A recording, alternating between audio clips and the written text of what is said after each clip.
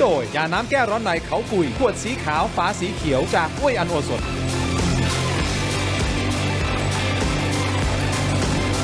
สวัสดีครับต้อนรับทุกท่านเข้าสู่รายการถกไม่เถียงครับประเด็นที่ผมจะถกนะฮะแน่นอนคุณผู้ชมต่อเนื่องเลยนะครับเพราะว่ามันเป็นประเด็นวาระแห่งชาติจริงๆฮะเรื่องของการปราบสแกมเมอร์นะครับคุณผู้ชมหลากหลายมิติฮะหลากหลายเรื่องราวที่มันพัวพันเกี่ยวกับเรื่องของสแกมเมอร์มีการตั้งคำถามต่างๆมากมายนะฮะถึงวิธีการจัดการเหล่าแก๊งสแกมเมอร์ท่าทีของรัฐบาลของคุณอนุทินชาญวีรกูล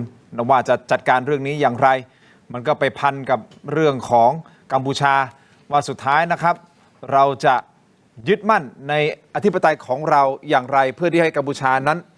เขาเคารพ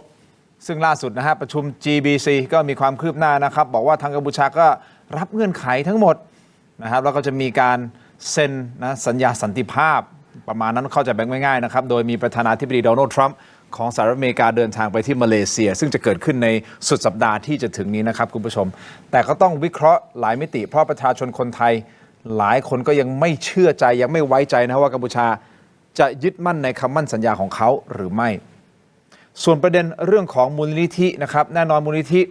ความตั้งใจคือออกมาช่วยสังคมแต่ก็มีมูลนิธิหนึ่งที่ถูกตั้งคำถาม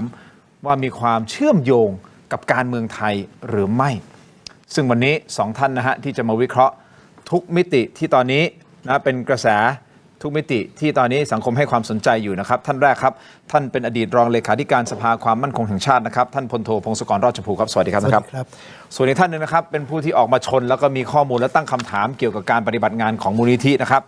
สสบัญชีรายชื่อและรองหัวหน้าพรรคประชาชนและคณะกรรมาธิการทหารสภาผู้แทนราษฎรนะครับคุณวิโรจน์ลักษณะอดีศรครับสวัสดีครับคุณวิโรจน์ครับขอบคุณทั้งสองท่านที่ให้เกียรติรายการถกไม่เถียงนะครับไม่กี่วันที่ผ่านมามีเหตุการณ์ใหญ่ๆเกิดขึ้นนะฮะเมื่อไม่กี่วันที่ผ่านมาก็มีเหตุการณ์ที่คุณแพทองธารก็ประกาศลาออกจากหัวหน้าพรรคเพื่อไทยเพื่อได้เปิดทางซึ่งวันที่26นี้วันอาทิตย์นี้ก็คงจะเห็นหน้าหัวหน้าพรรคคนใหม่รวมถึงกรรมการบริหารของพรรคเพื่อไทยนะครับนั่นคือเหตุการณ์หนึ่งส่วนในเหตุการณ์หนึ่งเกี่ยวข้องกับการเมืองและเกี่ยวข้องกับเรื่องของสแกมเมอร์ด้วยเพราะว่าท่านถูกโยงว่ามีส่วนเกี่ยวข้องหรือเปล่ากับโครงข่ายสแกมเมอร์ของกัมพูชานะฮะมันเป็นโยงใยที่แบบถูกโยงกันมาจนสุดท้ายท่านลาออกนะฮะเพื่อที่จะไปต่อสู้ในสิทธิส่วนบุคคลของท่านแล้วก็จะมีการฟ้องคนที่ออกมาพูดถึงข่าวของท่านนะฮะก็คือท่านวรพักษ์ธัญญาวงศ์สองเหตุการณ์ใหญ่ๆนี้แล้วก็เชื่อมโยงมาถึงอินฟลูเอนเซอร์วันนี้คงไม่พูดไม่ได้แล้วเพราะเป็น Talk of the Town จริงๆนะครับเอาเป็นว่ามาที่ท่านพงษ์โทพงศกรก่อนที่จะไปที่คุณวิโรจน์นะเพราะคุณวิโรจน์คงจะเจาะลึกไปถึงเรื่องของมูลนิธิต่างๆนะครับคุณผู้ชมครับสองเหตุการณ์นี้รวมถึงสแกมเมอร์ต่างๆมันสะท้อนมันคือต้นตอมันมาจากกัมพูชา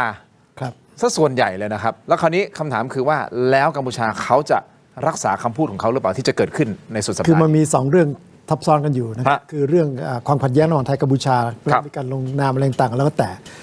ขอตั้งเป้าไว้ก่อนว่าเราไม่ควรจะไว้ใจกัมพูชาเต็มร้อยเราต้องมีความระมัดระวังเราเข็ดมาหลายรอบนะเรื่องธรรมดานะครับบังเอิญว่าคราวนี้เนี่ยมันมีตัวแปรอื่นผมพูดด้วยว่ามันเป็นเรื่องของไตรภาคีแล้วกันมีทรัมป์เข้ามายุ่งพอทำเข้ามาปั๊บเนี่ยสิ่งที่มันเกิดขึ้นก็คือว่าคุณเซนเนี่ยไม่สามารถที่จะสร้างเรื่องราวให้เกิดการปะทะอีกรอบเพื่อจะกลับไปอยู่ในสีได้เท่ากับทางเดินเขามี2แพร่งเนี่ยมันหายไปแล้วเพราะว่าพลังบอกอ้าวแต่วันนี้จะเจรจาจะจบแล้วเนี่ยทำไมอ่ะดังนั้นเขาไปไม่ได้แล้วเมื่อไปไม่ได้ก็จำเป็นจะต้องสังเกตไหมตอนนี้อ่อนรับหมดทุกข้อเหลือแต่ว่าเราเนี่ยจะวางเรียกว่าวางกรอบให้เขาเดินตามแนวทางอย่างไรซึ่งก็ดีใจว่าทางรัฐบาลเนี่ยเขาก็ใช้คำว่าแผนปฏิบัติการเหมือนที่ผมใช้อยู่บ่อยๆนะคือมีรายละเอียดลงไปในรายละเอียดว่าจะทำอะไรเมื่อไหร่ยังไงวันวอลเวลานอจะทำอะไรเมื่อไหร่เรื่องอะไรให้มันชัดลงไป action plan ใช่ action plan เราพูดกันอยู่แล้วนะครับอันนี้นะมันจะเป็นสิ่งที่เป็นประโยชน์แล้วก็บีบให้กัมพูชาต้องเดินตามนี้โดยมีทรัมป์เป็นพยานพอมีเป็นพยานปั๊บถ้าเขาไม่เดินตามคุณจะวอลแวร์ให้ขึ้นไปอยู่ในสีไม่มีทางละดังนั้นเนี่ยภาพใหญ่เลยนะอันนั้นคือความชอบธรรมว่าถ้าคุณไม่ทำตามนี้ก็โอเคผมก็เป็นคนที่ถูกตราหน้าว่าเป็นพวกสายเหี่ยวนะก็ต้องลบกันครับแล้วซึ่งเรื่องนี้ท่านเสียศักดิ์ก็พูดแล้วว่าเป็นการเจรจาครั้งสุดท้ายจะไม่มีอีกแล้วเราจะไม่ออกข้อให้แล้วถ้ายังฝ่าฝืนนี่คือใช่นั่นก็แปลว่าก็คือผู้เป็นนัยยะในทางการทูตก็หมายความว่าอาจจะเกิดสงครามเรามีความชอบธรรมเต็มที่แล้วใช่ตอนนี้เต็มที่เลย คือเรามีความชอบทำมาตลอดใช่ไหมใช่แต่คุณยังไม่มีที่ UNSC ตอนนั้นเรายังไม่มีพวก โอเค นี่ทรัมป์เนี่ยเข้ามาในก็เรียกว่าเป็นลูกบอลอยู่หน้าโกแล้วคุณก็ชูดเข้าโกไปเขาก็ไม่มีช่องทางไปพอไม่มีช่องทางไปไอ้นี่เป็นบันไดลงตอนนั้นเองแล้วก็มีเรื่องที่เราก็ยังติดค้างก็จะตามมาอีกอันนี้ที่ซ่อนกันอยู่เรื่องสแกมเมอร์สแกมเมอร์ถ้าจำได้คือวันที่เกิดการปะทะกันแล้วเนี่ยกำลังเกิดการปะทะกันแล้วสักแป๊บหนึ่งเนี่ยทรัมป์ก็บอกว่ากัมพูชาเนี่ยเป็นเรื่องของการฟอกเงินฟอกเงินแล้ว UNODC เนี่ยก็มาร่วมรัฐบาลที่แล้ว ที่จะมาดูเรื่องของไอ้อาชญากรรมข้ามชาติทั้งนั้นแหละแล้วเร็วๆนี้เกาหลีใต้ก็มาใช่ไหมเกาหลีใต้ลงไปเสร็จไปบุกที่อาคารหนึ่งแล้วก็มีคลิปว่าย้ายคนจากอาคารหนึ่งไปอีกอาคารหนึ่งโอเคคุณก็ทำได้เขาก็ไปเจอที่ป่าจับแล้วก็หาคนได้60 กว่าคนอะไรก็แล้วแต่ทั้งหมดเนี่ยทั้งปวงนี่ก็หมายความว่าทางกัมพูชาฮุนเซนเนี่ยเขาเหมือนกับถูกปิดล้อมด้วยโลกคือถ้าเราคุยทวิภาคีเข้าไปคู่ๆนะไม่จบหรอกแต่นี่โลกเข้ามาพอดีจังหวะพอดีเป๊ะเลยตอนนั้นลูกเนี่ยก็กลับมาที่รัฐบาลว่าลูกนี่ลอยอยู่หน้าโกให้รัฐบาลชูดเข้าไปรอรัฐบาลชุดใช่ตอนนี้ยังไม่ชูดนะเพราะรัฐบาลเนี่ยเอามันได้หน่อยหนึ่งแล้วแม้ว่ากำลังจะแตะลูกแล้วกำลังจะชูดแล้วกำลังแตะลูกแล้วก็หรือเอาลูกนะพักอกเต็มจะชูดก็คือว่าตกลงเรื่องเงื่อนไขที่GBC ที่ผ่านมาแล้วนะว่าเรื่องสแกมเมอร์เนี่ยขอให้มีทีมเข้าไปเป็น Task Force เข้าไปทีมเฉพาะกิจแต่เรื่องนี้ไม่พอเพราะครั้งแรกที่เขาคุยเนี่ยเขาจะเอานานาชาติเข้าไปซึ่งต้องผลักดันต่อไปแล้วทางไปคุยกับทรัมป์นอกรอบกันได้ก่อนที่จะคุยว่าเฮ้ยสหรัฐเขาก็โดนหลอกเนี่ยที่เขายึดทรัพย์อะไรเนี่ยนะโดนหลอกมาตั้งเยอะแยะเป็นหลายแสนล้านบาทเนี่ยแล้วประเทศอื่นๆเกาหลีใต้เขาเข้าไปแล้วเนี่ยเราไปจะภาพได้ไหมเพราะเราเป็นศูนย์กลางจริงๆมันสองฝั่งนะทั้งพม่าทั้งกัมพูชาทำไมต้องมาอยู่ตรงนี้ล่ะคุณเอาประเทศไทยเป็นเจ้าภาพได้ไหมตั้งเป็นศูนย์ที่อำนวยความสะดวกให้นานาชาติที่ได้รับผลกระทบทั้งหลายคือเจ้าทุกข์ทั้งหลายเนี่ยมาอยู่ในประเทศไทยเลยแล้วร่วมมือกันเข้าไปเป็นทัสฟอร์ดเราควรเสนอตัวเป็นเจ้าภาพใช่ไหมใช่นี่ไงนี่แหละคือการชูดลูกเข้าโกคุณวิโรจน์มองไงครับเราควรเสนอตัวเป็นเจ้าภาพใช่ไหมในการผมคิดว่านี่คือโอกาสอันดีที่สุดละที่เราจะเสนอตัวเป็นแกนกลางในการปราบปรามนะฮะขบวนการสแกมเมอร์ข้ามชาติที่มีฐานปฏิบัติการสำคัญอยู่ที่กัมพูชาทางการทูตนะครับเขาเรียกกลไกในลักษณะนี้เรียกว่า coalition of the willing คือไม่จำเป็นต้องไปลงนามในอนุสัญญาอะไรนะครับแต่ว่าเพราะว่าส่วนเรื่องของการลงนามในอนุสัญญาเนี่ยมันยังต้องใช้เวลาแต่เราสามารถที่จะสร้างภาคีเครือข่ายพันธมิตรร่วมกันโดยสมัครใจนะครับโดยที่เราอาสาที่จะถือธงนำในภูมิภาคอาเซียนนี้นะครับผมคิดว่าเราสามารถที่จะจัดการได้นะครับเพราะว่าตอนนี้ทั่วโลกเนี่ยก็มองปัญหาขบวนการสแกมเมอร์เนี่ยมันไม่ใช่แค่การหลอกเงินหรือการช่อโกงทรัพย์แต่มันเป็นศูนย์กลางของความชั่วร้ายทุกสิ่งทั้งยาเสพติดนะครับการก่อการร้ายและก็การค้ามนุษย์ซึ่งผมคิดว่าจากรายงานตามที่ปรากฏเป็นข่าวก็พบว่ามีศูนย์กักกันแรงงานนะครับศูนย์กักกันแรงงานสแกมเมอร์เนี่ยที่เป็นเหยื่อค้ามนุษย์เนี่ยที่กัมพูชาเนี่ยอย่างน้อยเนี่ย53 ศูนย์กักกันนะครับแล้วก็มีการประเมินกันว่ามีแรงงานสแกมเมอร์นะครับที่หลากหลายนานาชาติเลยนะครับไม่ต่ำกว่า 100,000 คนนะครับเช่นเขาก็หลอกคนไทยไปทำงานที่ศูนย์กักกันเต็มใจบ้างไม่เต็มใจบ้างแต่มีหน้าที่คือมาหลอกคนไทยด้วยกันถูกต้องแล้วผมคิดว่าทำไมประเทศไทยถึงควรจะถือธงนำในเรื่องนี้สหรัฐอเมริกาเนี่ยเขาประเมินว่าประเทศเขาเนี่ยมีความเสียหายประมาณ1 ล้านเหรียญสหรัฐถูกไหมครับแต่ว่า GDP ของอเมริกาเนี่ยมีค่าเท่ากับ 58.3 เท่าของ GDP ประเทศไทยในขณะที่ประเทศไทยเนี่ยมีความเสียหายนะครับจากรายงานของกาซา2025เนี่ยอยู่ที่ประมาณ 115,300 ล้านบาทดังนั้นเนี่ยเมื่อเทียบกับ GDP ของเราเนี่ยถือว่าสัดส่วนความเสียหายของประเทศไทยนั้นสูงกว่าสหรัฐอเมริกาอยู่มากและเราก็มีพรมแดนติดกับกัมพูชาด้วยนะครับดังนั้นเนี่ยผมคิดว่าถือโอกาสนี้นะครับยกระดับประเทศไทยให้กลายเป็นศูนย์กลางในการปราบเครือข่ายสแกมเมอร์ทั่วโลกเนี่ยนะครับผมคิดว่าดีที่สุดและโดยเฉพาะในภูมิภาคอาเซียนเนี่ยนะครับแต่สังคมตั้งข้อสงสัยเหมือนกันนะฮะท่านเสนงกับคุณวิโรจน์ครับก็คือว่าวิธีการหรือว่าความรวดเร็วในการจัดการหรือเข้าไป take action ของรัฐบาลทำไมดูเหมือนติดขัดอะไรหรือเปล่าหรือว่าต้องใช้เวลาในการวางแผนนานเกินไปหรือเปล่ามันก็เลยเกิดคำถามว่าหรือว่ามีผลประโยชน์ทับซ้อนอะไรหรือเปล่ามีวาระซ่อนเร้นอะไรหรือเปล่าคุณวิโรจน์คิดยังไงคืออย่างนี้คือเราต้องยอมรับกันตรงๆนะครับว่าอย่างก๊กอานเนี่ยนะครับที่เขามาอาละวาด มาฟอกเงินมาก่อคดีในประเทศไทยเนี่ยนะครับลำพังก๊กอานกับลูกที่จะถูกเพิกถอนสัญชาติเนี่ย2-3 คนนะครับผมว่าเขาอารวาสขนาดนั้นไม่ได้หรอกมันจะต้องมีเครือข่ายคนไทยเนี่ยนะครับไม่ว่าจะเป็นผู้มีอิทธิพลนะครับหรือกลุ่มทุนต่างๆเนี่ยคอยเกี่ยวข้องสัมพันธ์หรือให้การสนับสนุนไม่ว่าจะจงใจหรือไม่จงใจก็ตามแน่ๆดังนั้นเนี่ยผมคิดผมนึกย้ำเสมอว่า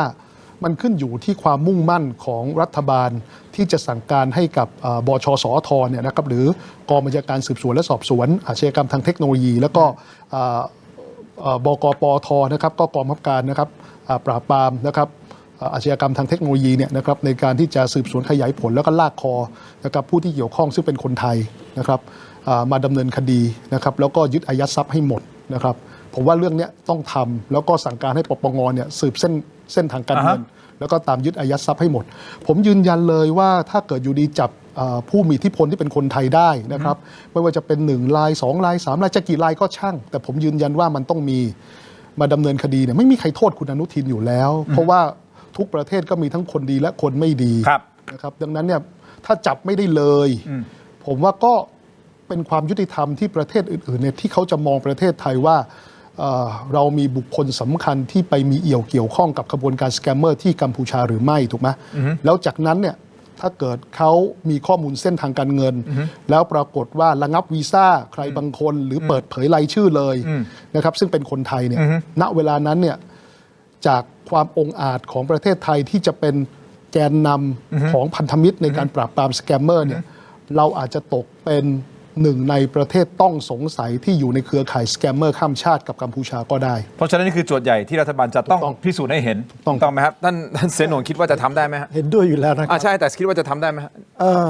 ผมเชื่อว่าเราคุยกันทำได้ไม่ได้เนี่ยมีปัญหาคุณต้องทำคุณไม่มีทางอื่นเลยมิฉะนั้นคุณเป็นผู้สมรู้ร่วมคิดแสดงว่าเรากำลังคุยกันว่าบนพื้นฐานว่าเราเข้าใจว่ามีแน่นอนที่มีคนไทยมีเอี่ยวถูกต้องไหมฮะแต่ด้วยความเป็นธรรมคือมันต้องไปตามพยานหลักฐานต้องไหมฮะต้องดูไปเชื่อมกันเรื่องอาชญากรรมถูกไหมถ้าสมมติเกิดมันไม่มีพยานหลักฐานผมไม่ได้พูดเพื่อที่จะเข้าข้างใครนะแต่กำลังจะบอกว่าการกล่าวหาโดยที่ไม่มีหลักฐานหรือว่าการแค่พูดลอยๆเนี่ยมันไม่พอมันจะต้องมีหลักฐานถูกต้องไหมท่านเสนงถูกต้องไหมฮะนี่ถ้าเอามองให้กว้างนิดหนึ่งบางทีเรามองแค่กัมพูชาสแกมเมอร์แค่หลอกคือเงินทั้งหมดเนี่ยเขาเข้าไปที่กัมพูชาเสร็จปั๊บเนี่ยแล้วก็ไปคริปโตใช่ไหมแล้วก็ไปซื้อขายต่างแต่ว่าถ้าจะเอาขึ้นบนโต๊ะเนี่ยมันต้องผ่านกระบวนการฟอกเงินแล้วกัมพูชาเนี่ยประเทศเขาเล็กกว่าเราเป็น10 เท่าในเรื่องของการเงินนะดังนั้นถ้าจะเอาขึ้นบนโต๊ะต้องขึ้นที่ไทยครับต้องเอาขึ้นที่ไทยวิธีการที่เราจะเห็นง่ายๆก็คือบางทีก็มีสมมุติว่าหน่วยงานราชการหนึ่งไปประมูลมา1,000 ล้านใช่ไหมครับเขาก็มาบิดคุณแค่200 ล้านแล้วเขาต้องผ่านเพราะว่ามันถูกต่ำสุดในเกณฑ์ต่ำสุดเขาก็ชนะอยู่แล้วเสร็จแล้วก็ไปทำไงก็ไม่รู้มันดีไม่ดีก็ไม่รู้แต่เขาก็จะมีตัวเลข 1,000 ล้านเนี่ยไปเสนอว่าเขาจ่ายเงินไป1,000 ล้านเอาขึ้นบนโต๊ะนี่คือวิธีการเรียกว่าการจ่ายเงินในราคาที่ขาดทุนนะแล้วก็ไปซื้อของราคาขาดทุนอีกรอบนี้อีกฝั่งหนึ่งก็คือมาอยู่เป็นกิจการร่วมค้าแล้วคุณก็ซื้ออะไรกันไม่รู้ซื้อปากกาดำ1,000 ล้านอะไรเงี้ยนะโอ้มีแล้วลงบัญชีแต่ไปหมดเลยทั้งหมดนี่เป็นเงินฟอกหมดใน2 กิ่งนี้อันนี้ไม่รู้เรื่องอื่นนั้นเรื่องท้องเรื่องต่างๆเรื่องมูลนิธิเนี่ยมันจะเป็นขบวนการฟอกเงินทั้งหมดเลยสิ่งนี้วนอยู่ในประเทศไทยแน่ๆดังนั้นคุณปฏิเสธไม่ได้จริงป่ะเพราะมันต้องขึ้นที่ประเทศไทยแล้วสิ่งที่ต้องเรียนท่านวิโรจน์ว่าเลือกตั้งข้างหน้าเนี่ยนะมีคนคาดอยู่ว่าเงินเนี่ยอาจจะมาซื้ออำนาจทางการเมืองอันนี้น่ากลัวเพราะว่าผมก็สามารถจะพูดได้ว่าบ้านใหญ่ก็สู้ไม่ได้ครับเพราะว่าบริษัทใหญ่ของไทยยังออกมาเพิ่งไม่กี่วันเนี่ยเอามาปฏิเสธไม่เกี่ยวข้องแล้วก็บอกผมบริสุทธิ์นะ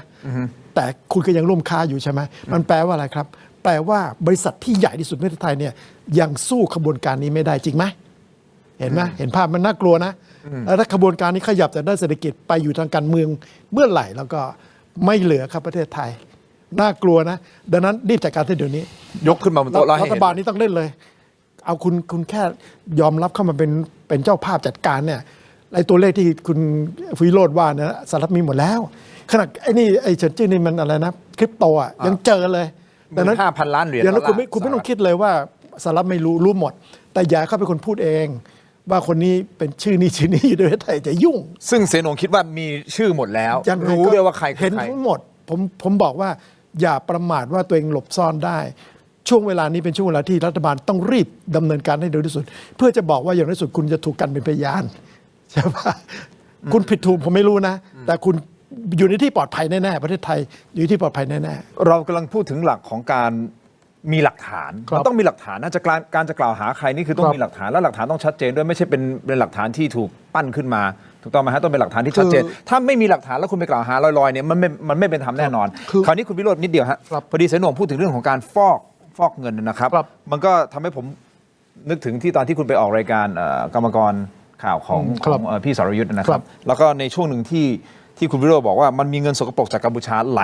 กลับเข้ามาฟอกในไทย ถูกนำไปลงทุนในตลาดหลักทรัพย์บ้างแหละซื้อหุ้นพลังงานบ้างแหละธนาคารบ้างแหละโทรคมนาคมบ้างแหละผมอยากให้คุณขยายความเพิ่มเติมในประเด็นนี้แต่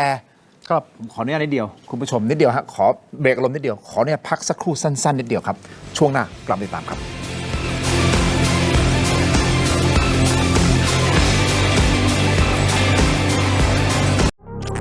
ดีขนาดนี้อย่ารอช้า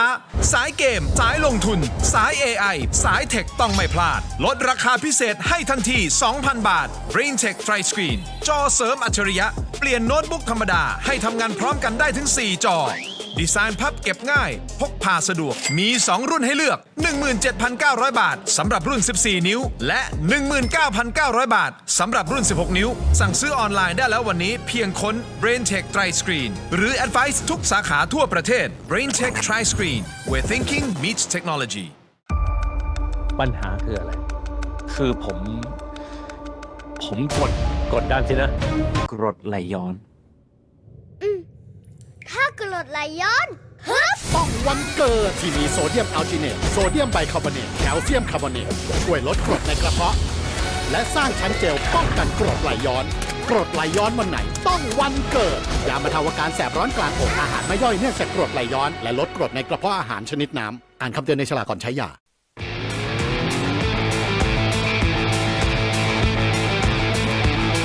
วันเกิดยาบรรเทาอาการแสบร้อนกลางอกและอาหารไม่ย่อยเนื่องจากกรดไหลย้อนชนิดน้ำอ่านคำเตือนในฉลากก่อนใช้ยา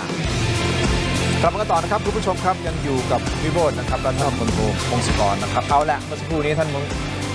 เสนงได้วาดภาพไปเห็นนะครับว่าเรื่องของการฟอกเงินอะไรก็แล้วแต่นะต้องใช้จังหวะนี้ในการที่จะหยิบขึ้นมาวางบนโต๊ะและให้คุณได้เห็นเลย แล้วเราต้องเป็นเจ้าภาพในการที่จะจัดการเรื่องของสแกมเมอร์ให้ต่างชาติได้รับรู้เพราะว่าสหรัฐอเมริกาเองหรือว่าประเทศต่างๆผมเชื่อว่าน่าจะมีหลักฐาน ใช่ น่าจะมีชื่อมีอะไรพร้อมอยู่แล้วแหละเพียงแต่เขาจะเปิดหรือไม่เปิดหรืออะไรยังไง เราต้องรีบ เราต้องรีบขอในการเป็นเจ้าภาพ ผมก็เลยตัดภาพกลับมาที่คุณวิโรจน์เกี่ยวกับเรื่องของการฟอกเงินเพราะท่านเสนงพูดมาแล้วน่าสนใจท่านสสเรื่องของการฟอกเงินก็ไปออกรายการของพี่สรยุทธ์เนาะ ครับ แล้วก็บอกว่าจริงๆนะเรื่องของเงินสกปรกจากกัมพูชาเนี่ยมันไหลเข้ามาสู่ประเทศไทย ครับ มีข้อมูลอะไรยังไงอยากให้ขยายความเพิ่มเติมนิดหนึ่งได้ไหม ก็เอาเฉพาะที่เงินที่เขาหลอกจากประเทศไทยก็แล้วกันนะครับ ก็ประมาณ115,300 ล้าน แต่มีการประเมินว่ากัมพูชาเนี่ยเขาหลอกเงินจากประเทศอื่นๆทั่วโลกเนี่ยนะครับ ฮะ ก็ประมาณ 12.5 พันล้าน US ดอลลาร์ซึ่งก็ประมาณสัก 450,000 กว่าล้าน บางรายงานก็ระบุว่าอาจจะไปถึง 19,000 ล้าน หรือ 19,000 ล้าน US ดอลลาร์เนี่ยก็ประมาณสักเกือบ 700,000 ล้าน 700,000 ล้านบาท คราวนี้เอาเฉพาะเงินที่เขาหลอกคนไทยแล้วกันปี100,000 ล้านเนี่ยวันหนึ่งเฉลี่ยประมาณสัก300 ล้าน มันมีเงินสกปรกเนี่ยเติมทุกวันที่หลอกจากคนไทยทุกวัน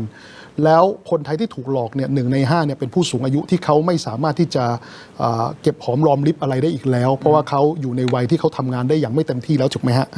คราวนี้ไอ้เงินแบบเนี้ยนะครับทุกคนก็จะเริ่มคิดว่าอ๋อแก๊ง call center ที่เรารับโทรศัพท์แล้วเราคุยกับมันแบบสนุกๆเนี่ยมันแค่หลอกเงิน แต่จริงๆแล้วมันไม่ใช่มันคือความฉิบหาย อุ้ย และหายนะทางเศรษฐกิจและการค้าการขายที่กระทบกับผู้ประกอบการไทยทั้งหมด ยังไง เพราะเงินแสนล้านเนี่ยสุดท้ายมันแปลงเป็นคริปโต สุดท้ายมันแปลงเป็นเงินบาทกลับมา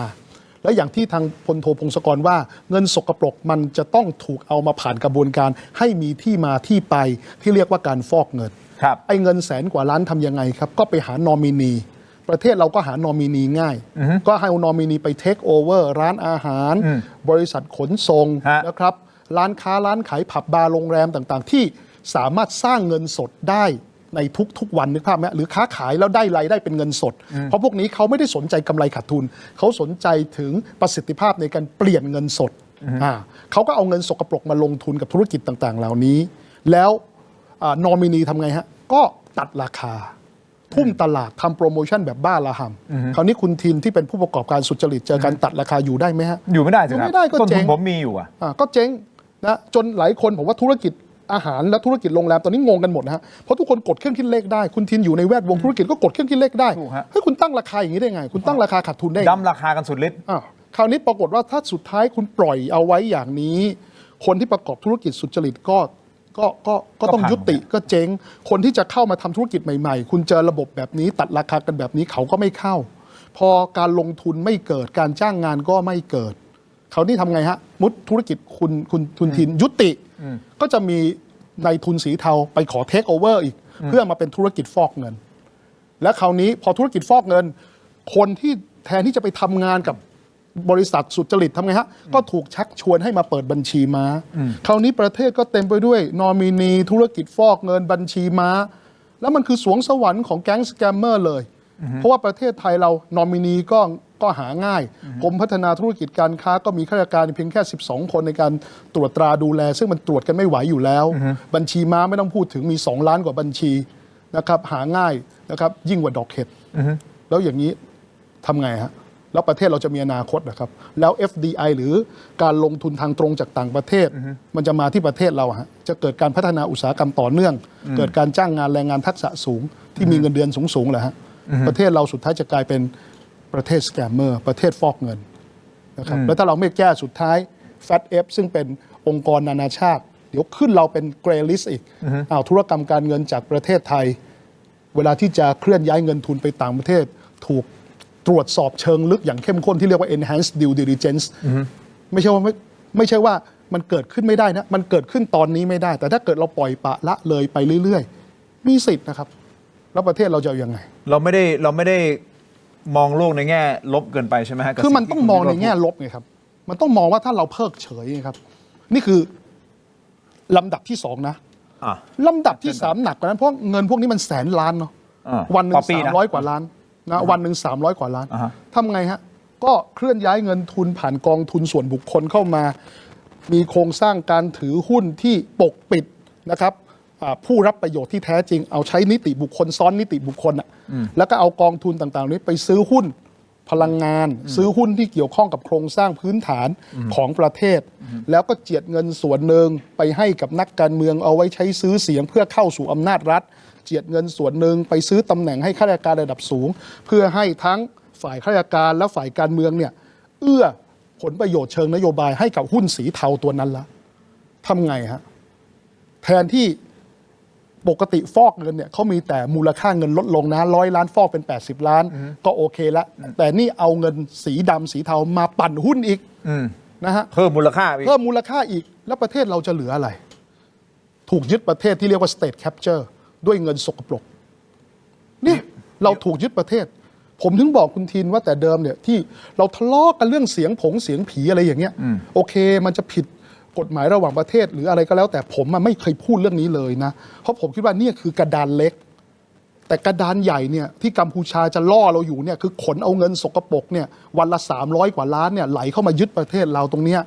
ผมอยากให้เรามองที่กระดานนี้มากกว่าว่าเราจะแก้กันยังไงคืออันนี้ภาครัฐเขาไม่รู้เหรอดูตัวเลขของอินเด็กซ์ก็ได้ไอ้ GDP ว่าคุณว่า 1% อะไรต่างๆเนี่ยนะพอไปดูไอ้ดัชนีในการผลิตจริงๆเนี่ยบริษัทไทยแท้ๆเนี่ยติดลบมันแปลว่าอะไรครับแปลว่าเงินที่เพิ่มมาเป็นสิ่งอื่นสิ่งอื่นที่ว่าก็คือธุรกิจที่ว่าเอามาแบบว่าเป็นธุรกิจสุนเหรียญนะเอาคนเขาทำมาทั้งหมดกระบวนการมาทั้งหมดแล้วบริษัทไทยก็จะตายลงไปเรื่อยๆแล้วเวลาที่เรามีบริษัทที่จะจ้างงานเนี่ยเรานึกว่าจ้างงานคนไทยใช่ไหมเขาไม่ได้จ้าง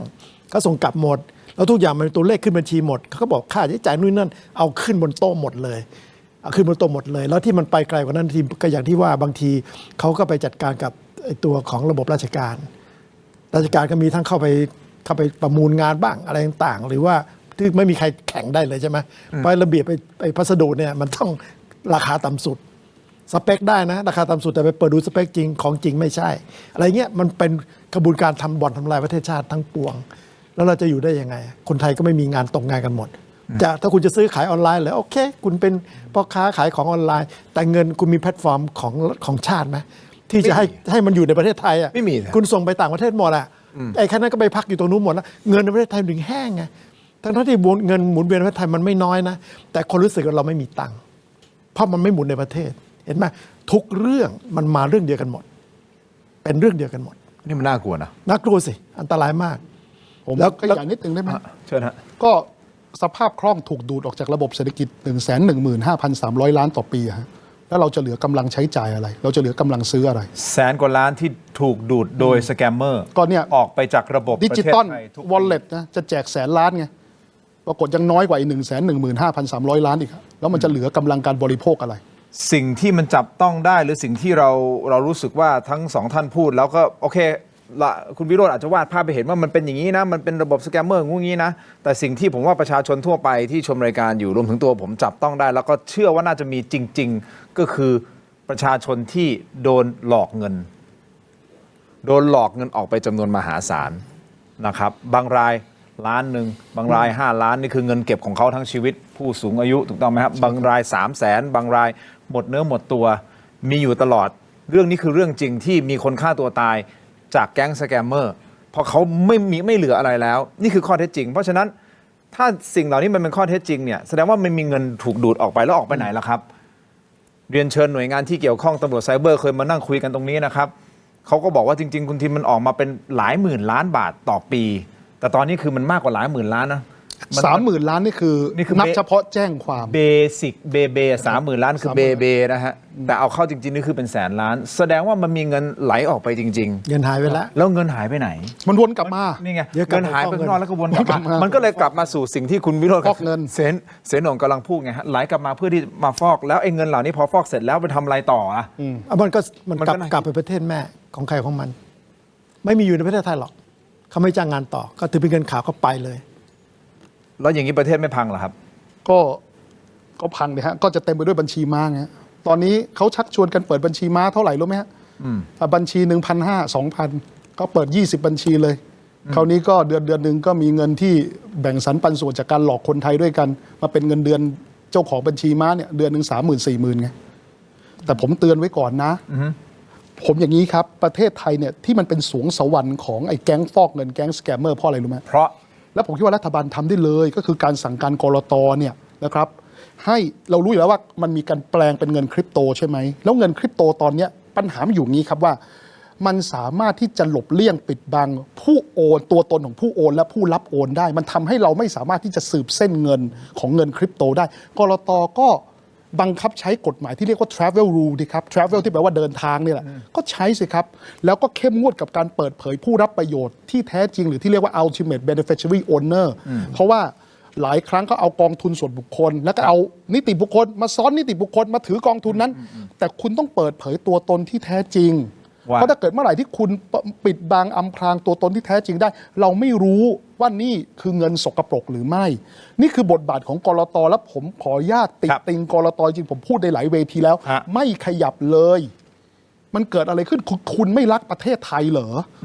นะสำนักคณะกรรมการกำกับหลักทรัพย์เนี่ยกลตเนี่ยผมพูดออกเสียง ชื่อเต็มเลยเนี่ยน้ำมือของไอ้ประเทศมันอยู่ในน้ำมือคุณเหมือนกับเคยเห็นภาพไหมเฮอริเคนมีฟ้าผ่าแต่กลตเราถือเครื่องตัดหญ้าตัดอยู่หลังบ้านไม่รู้สึกรู้สามันเกิดอะไรขึ้นกับสำนักงานคณะกรรมการกำกับหลักทรัพย์ครับมันเกิดอะไรขึ้นเดี๋ยวถ้ามีโอกาสได้เรียนเชิญมาพูดคุยในประเด็นนี้นะครับแต่ผมเขาจะติดข้อกฎหมายโอเคก็ผมไม่มั่นเรื่องกฎหมายในแต่ว่าเนี่ยที่วิโรจน์ว่าเนี่ยของกรรมธิการความมั่นคงก็เรียกมาแล้วก็มีคนพูดหลายอันแล้วในวงเนี้ยก็ทำแบบนี้เรื่องนี้เขายังรับไปแต่ว่ายังติดขัดอยู่ก็จะพยายามจะแก้กฎหมายกันอยู่เดี๋ยวรอดูในประเด็นนี้นะแต่ผมขออนุญาตไปอีกประเด็นหนึ่งนะครับเพราะเรายังมีหลากหลายประเด็นที่จะคุยกันนะฮะหนึ่งในนั้นคือสถานการณ์ชายแดนไทยกัมพูชาและยังเป็นปัญหาอยู่นะครับพวกแก๊งสแกมเมอร์นี่คือไทยกัมพูชาก็ส่วนหนึ่งแต่ไทยเมียนมาก็อีกส่วนหนึ่งนะฮะมีคนทะลักเข้ามานี่เป็นพันคนแล้วใช่ไหมฮะเข้ามาตรงนี้มันจะกระทบกับไทยอย่างไรในมุมของอดีตทหารจะมองในเรื่องนี้ยังไงนะครับเพราะว่าเขาไปทลายใช่ไหมพอทลายเสร็จปุ๊บก็หนีไงพอหนีไปไหนเราว่ายน้ำก็ข้ามมาฝั่งนี้ไงมันจะกลายเป็นปัญหาของประเทศเราข้อที่1เนาะอันที่2นะครับแน่นอนพูดถึงชายแดนก็คงต้องพูดถึงมูลนิธิ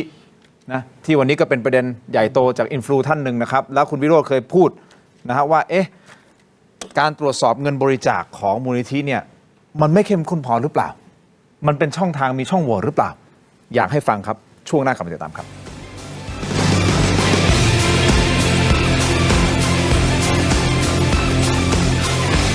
จุดพิเศษของเขาก็คือมี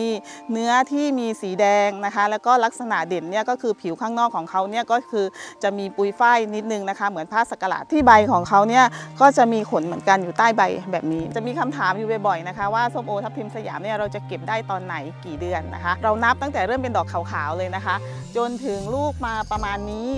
คือช่วยเข้ามาอุดหนุนสินค้าของสวนคำสิงนะคะผ่าน Thailand Food Mart ได้ตลอดนะคะทั้งปีมีสินค้าตลอดค่ะ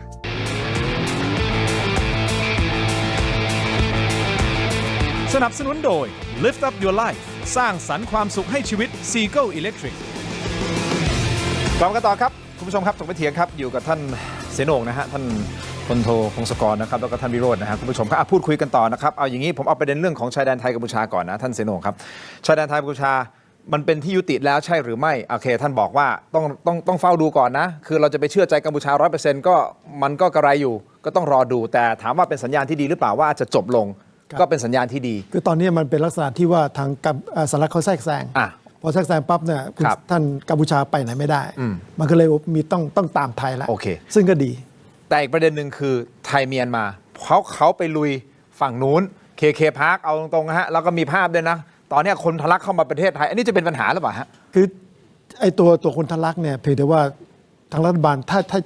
สมมุติว่าอยากจะปราบสแกมเมอร์จริงๆนะคุณต้องเล่นทุกด้านใช่ป่ะแล้วคนที่มาเนี่ยไปหาเครือข่ายให้ได้เลยได้ตัวแล้วนี่หาขบวนการสืบค้นหาเครือข่ายทั้งสองฝั่งบางทีเราพลาดไปอย่างกรณีของเชเวโกโกรอบที่แล้วที่จีนเข้ามาทลายเนี่ยก็ปรากฏว่าเราไม่ได้ข้อมูลเลยทำไมถึงไม่ได้ข้อมูลนะครับเราขอให้จีนส่งจีนเขาจบเขาทำงานเสร็จแล้วเขาเลิกไงแล้วคุณจะทำอะไรได้มากอะทำอะไรไม่ได้จริงคุณต้องเข้าไปอยู่ในนั้นเลยซึ่งตอนนั้นไทยไม่กล้าเลยสักอย่างคือคุณต้องไม่อยู่กับเขาแต่เราก็บอกว่าไอ้เรื่องนี้เป็นเรื่องระหว่างชาติเราก็ไม่ค่อยอยากยุ่งใช่ไหมกัมพูชาเหมือนกันตอนนี้โอเคยอมแล้วก็เข้าไปโอเคแต่เฉพาะตรงที่มาตรงทะลักเนี่ยเอาตัวมาให้หมดขอแค่นั้นแล้วคุณขยายผลเลยจากที่ทะลักเข้ามาใช่เป็นพันคนนะกี่คนก็เอามาให้หมดแล้วค่อยขยายผลต่อไปขยายผลให้หมดเอาถึงต้นต่อใช่มันต้องเจอบ้างเพราะว่าจริงๆคนที่ไปแบบไม่รู้ราวเพราะมันถูกล็อกเป็นห้องนึกออกไหมเราทำการจริงมันจะไม่เห็นกันหรอกแต่มันจะมีอะไรที่บางอย่างที่เชื่อมกันได้คุณหาตรงนั้นเชื่อมเข้าไปแล้วทั้งหมดนี่ไม่ได้เกิดจากไทยหรือว่าใครหรือพม่าอะไรต่างๆโจมตีนะมันมาจากทางทรัมป์จากจีนสองสายเนี่ยเขาเริ่มบีบเข้ามามันเป็นกระแสของโลกแล้วว่ามันจะจัดการเรื่องนี้เขาก็เลยต้องมีการแสดงให้ดูสักนิดนึงไอ้นี่ก็แบบจัดการจะได้ไม่ต้องมายุ่งกับผมจับเองคุณไงนะผมจับเองคุณไม่ต้องมาช่วยจับอันนี้ก็เป็นการก็เลยเป็นปรากฏการณ์ของเคพาร์คที่ไหลมาอย่างนี้ทำให้ดูโชว์ก็ไม่ว่าอะไรซึ่งข้อมูลเนี่ยไม่ได้เยอะเท่าไหร่หรอกเพราะว่าก็อาจจะเลือกแล้วว่าคนนี้ไม่ใช่คนสำคัญแล้วปล่อยมาให้เกิดภาพแต่ไม่ยังไงก็ตามต้องเอามาคุณวิโรจน์ครับกลับมาที่คุณวิโรจน์การตรวจสอบยอดเงินบริจาคในมูลนิธิไม่ได้มีความเข้มข้นแล้วก็หลายคนไม่ประสงค์จะออกนามตรงนี้มันเป็นช่องโหว่ช่องว่างเหรอฮะที่คุณวิโรจน์ตั้งข้อสังเกตว่าแบบเนี้ยมันมีวาระซ่อนเลยหรือเปล่าเอาอย่างนี้นะครับเพื่อความเป็นธรรมนะครับมันมีองค์กรในลักษณะนี้นะครับที่เปิดให้มีการรับบริจาคเนี่ยก็มีทั้งมูลนิธินะครับองค์กรที่ไม่แสวงหากำไรนะครับองค์กรศาสนาแล้วก็วัดบางแห่งด้วยนะครับคือองค์กรต่างๆเหล่านี้นะครับบางแห่งเนี่ยนะครับผมย้ำว่าบางแห่งนะก็จะถูกใช้เป็นกลไกในการฟอกเงินทั้งที่รู้ตัวหรือไม่รู้ตัวก็ดีถามว่าแต่ถ้าเป็นเฉพาะเจาะจงไปที่มูลนิธิละกันมูลนิธิบางแห่งก็จะถูกตั้งขึ้นมานะครับเพื่อเป็นที่มาในการฟอกเงินเพราะแหล่งที่มาของเงินเนี่ยนะครับมันปิดบังอำพรางได้อยู่ดีผมได้เงินมา200 ล้าน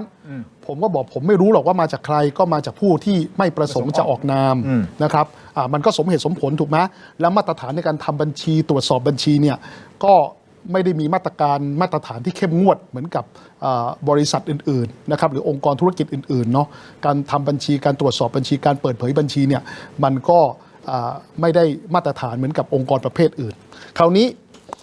การเปิดรับบริจาคสมมติว่าตั้งขึ้นมาเนี่ยเพื่อฟอกเงินจริงๆนะมูลนิธิก็เปิดให้บริจาค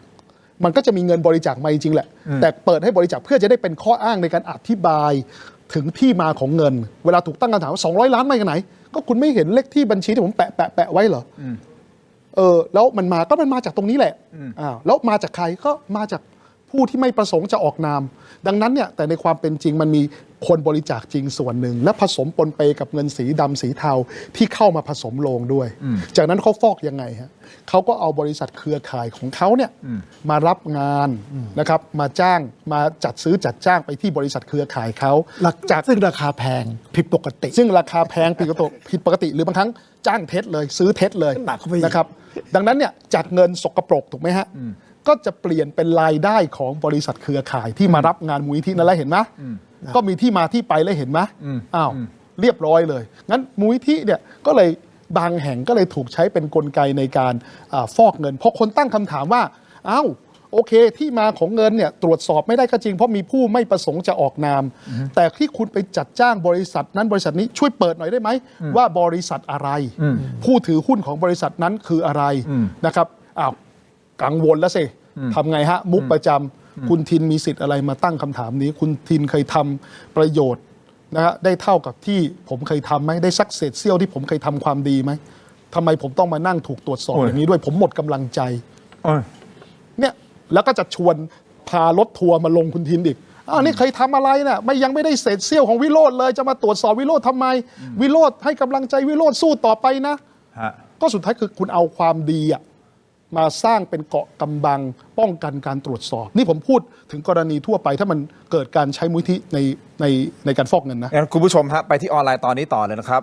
YouTube นะฮะ Terror Digital ใน YouTube นะ Facebook ถกไม่เถียง Facebook CH7 HD News ไปตอนนี้เดี๋ยวไปต่อกันในออนไลน์เดี๋ยวอยากจะถามคุณวิโรจน์เพิ่มเติมเพราะมันมีกรณีนี้แหละนะที่คุณวิโรจน์พูดนะครับมันเป็นไปได้ไหมว่ามูลนิธิต่างๆนะครับอาจจะถูกใช้เป็นแหล่งฟอกเงินแล้วท่านพลโทพงศกรคิดเห็นอย่างไรเจอกันในออนไลน์ครับขอบคุณทั้งสองท่านที่ทีวีก่อนนะครับเจอออนไลน์ครับถกไม่เถียงครับสวัสดีครับ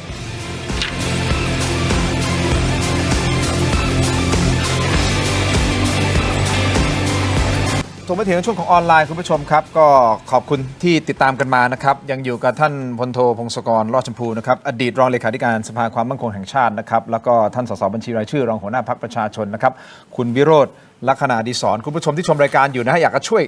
บวชกันเข้ามาหน่อยเราถามคำถามนะถามว่าคุณเคยเป็นเหยื่อสแกมเมอร์หรือไม่เคยกับไม่เคยแล้วก็มีคุณผู้ชมท่านหนึ่งบอกว่าคุณทินเพิ่มอีกข้อหนึ่งได้ไหมคอควาย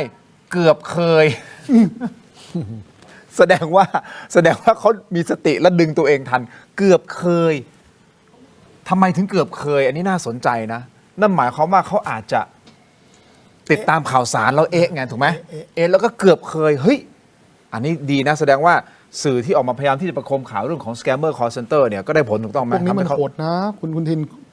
เคยได้ยินคำว่า pick butchering ไหมคือการเชื่อดpick butchering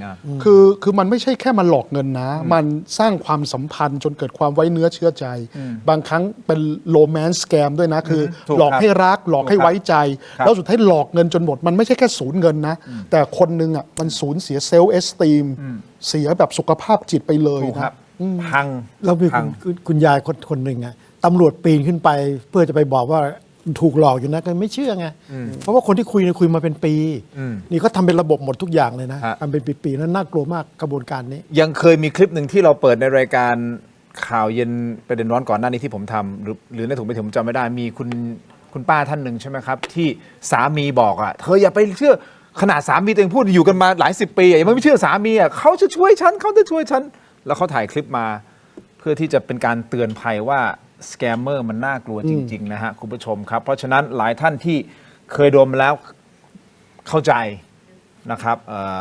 เพราะจริงๆมีคนใกล้ตัวผมก็โดนไปแล้วพูดเป็นรายการเมื่อวานนี้แล้วเคยพูดออกรายการแล้วเนี่ยโดนไป 85,000 คนใกล้ตัวเลยนะครับทั้งที่เขาก็ดูรายการแล้วก็เคยคุยกันตลอดนะแต่สุดท้ายผมถามว่าทำไมถึงเชื่อเขาเนียนมากเนียนแล้วก็บางที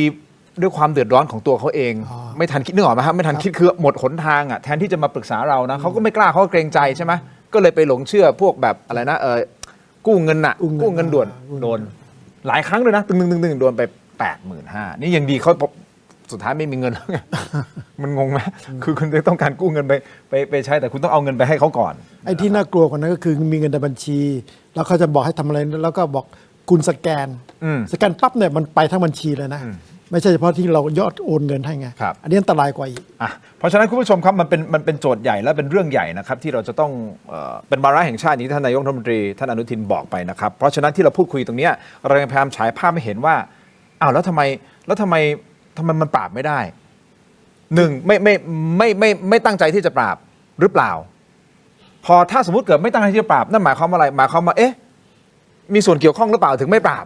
คือเวลาเนี้ยถ้าช้านะคุณจะกลายเป็นผู้สมรู้ร่วมคิดหรือเปล่ามันเป็นมีความเป็นไปได้สูงเลยนะครับถูกไหมครับแล้วก็มันจะแล้วผมที่กลัวที่สุดอย่างที่คุณวิโรจน์พูดไปเมื่อ2 วันก่อนนะสุดท้ายคนอื่นก็เปิดชื่อมานะมันจะโอ้โหมันเสร็จเลยมันเสียหายทั้งหมดเลยคิดว่าจะมีการเปิดชื่อไหมคุณวิโรจน์คาดเดายากผมว่าทางสหรัฐอเมริกาแล้วก็คงจะดูท่าทีของประเทศไทยอยู่เหมือนกันนะครับเนี่ยในเวทีสุดยอดอาเซียนเนี่ยนะครับเนี่ย26-28เนี่ยว่าเราจริงจังขนาดไหนเพราะว่ามันเสียหายกับพลเรือนชาวอเมริกันจริงๆแล้วมันไปพัวพันกับการก่อการร้ายด้วยแล้วก็ภัยคุกคามต่างๆซึ่ง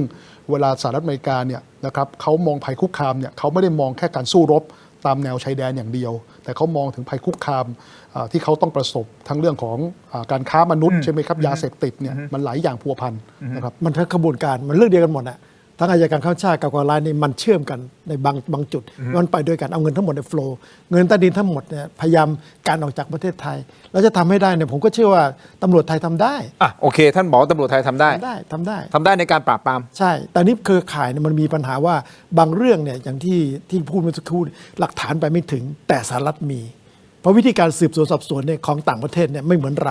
ราจะติดในแง่กฎหมายตัวเองแต่บางต่างประเทศเขาจะมีข้อมูลให้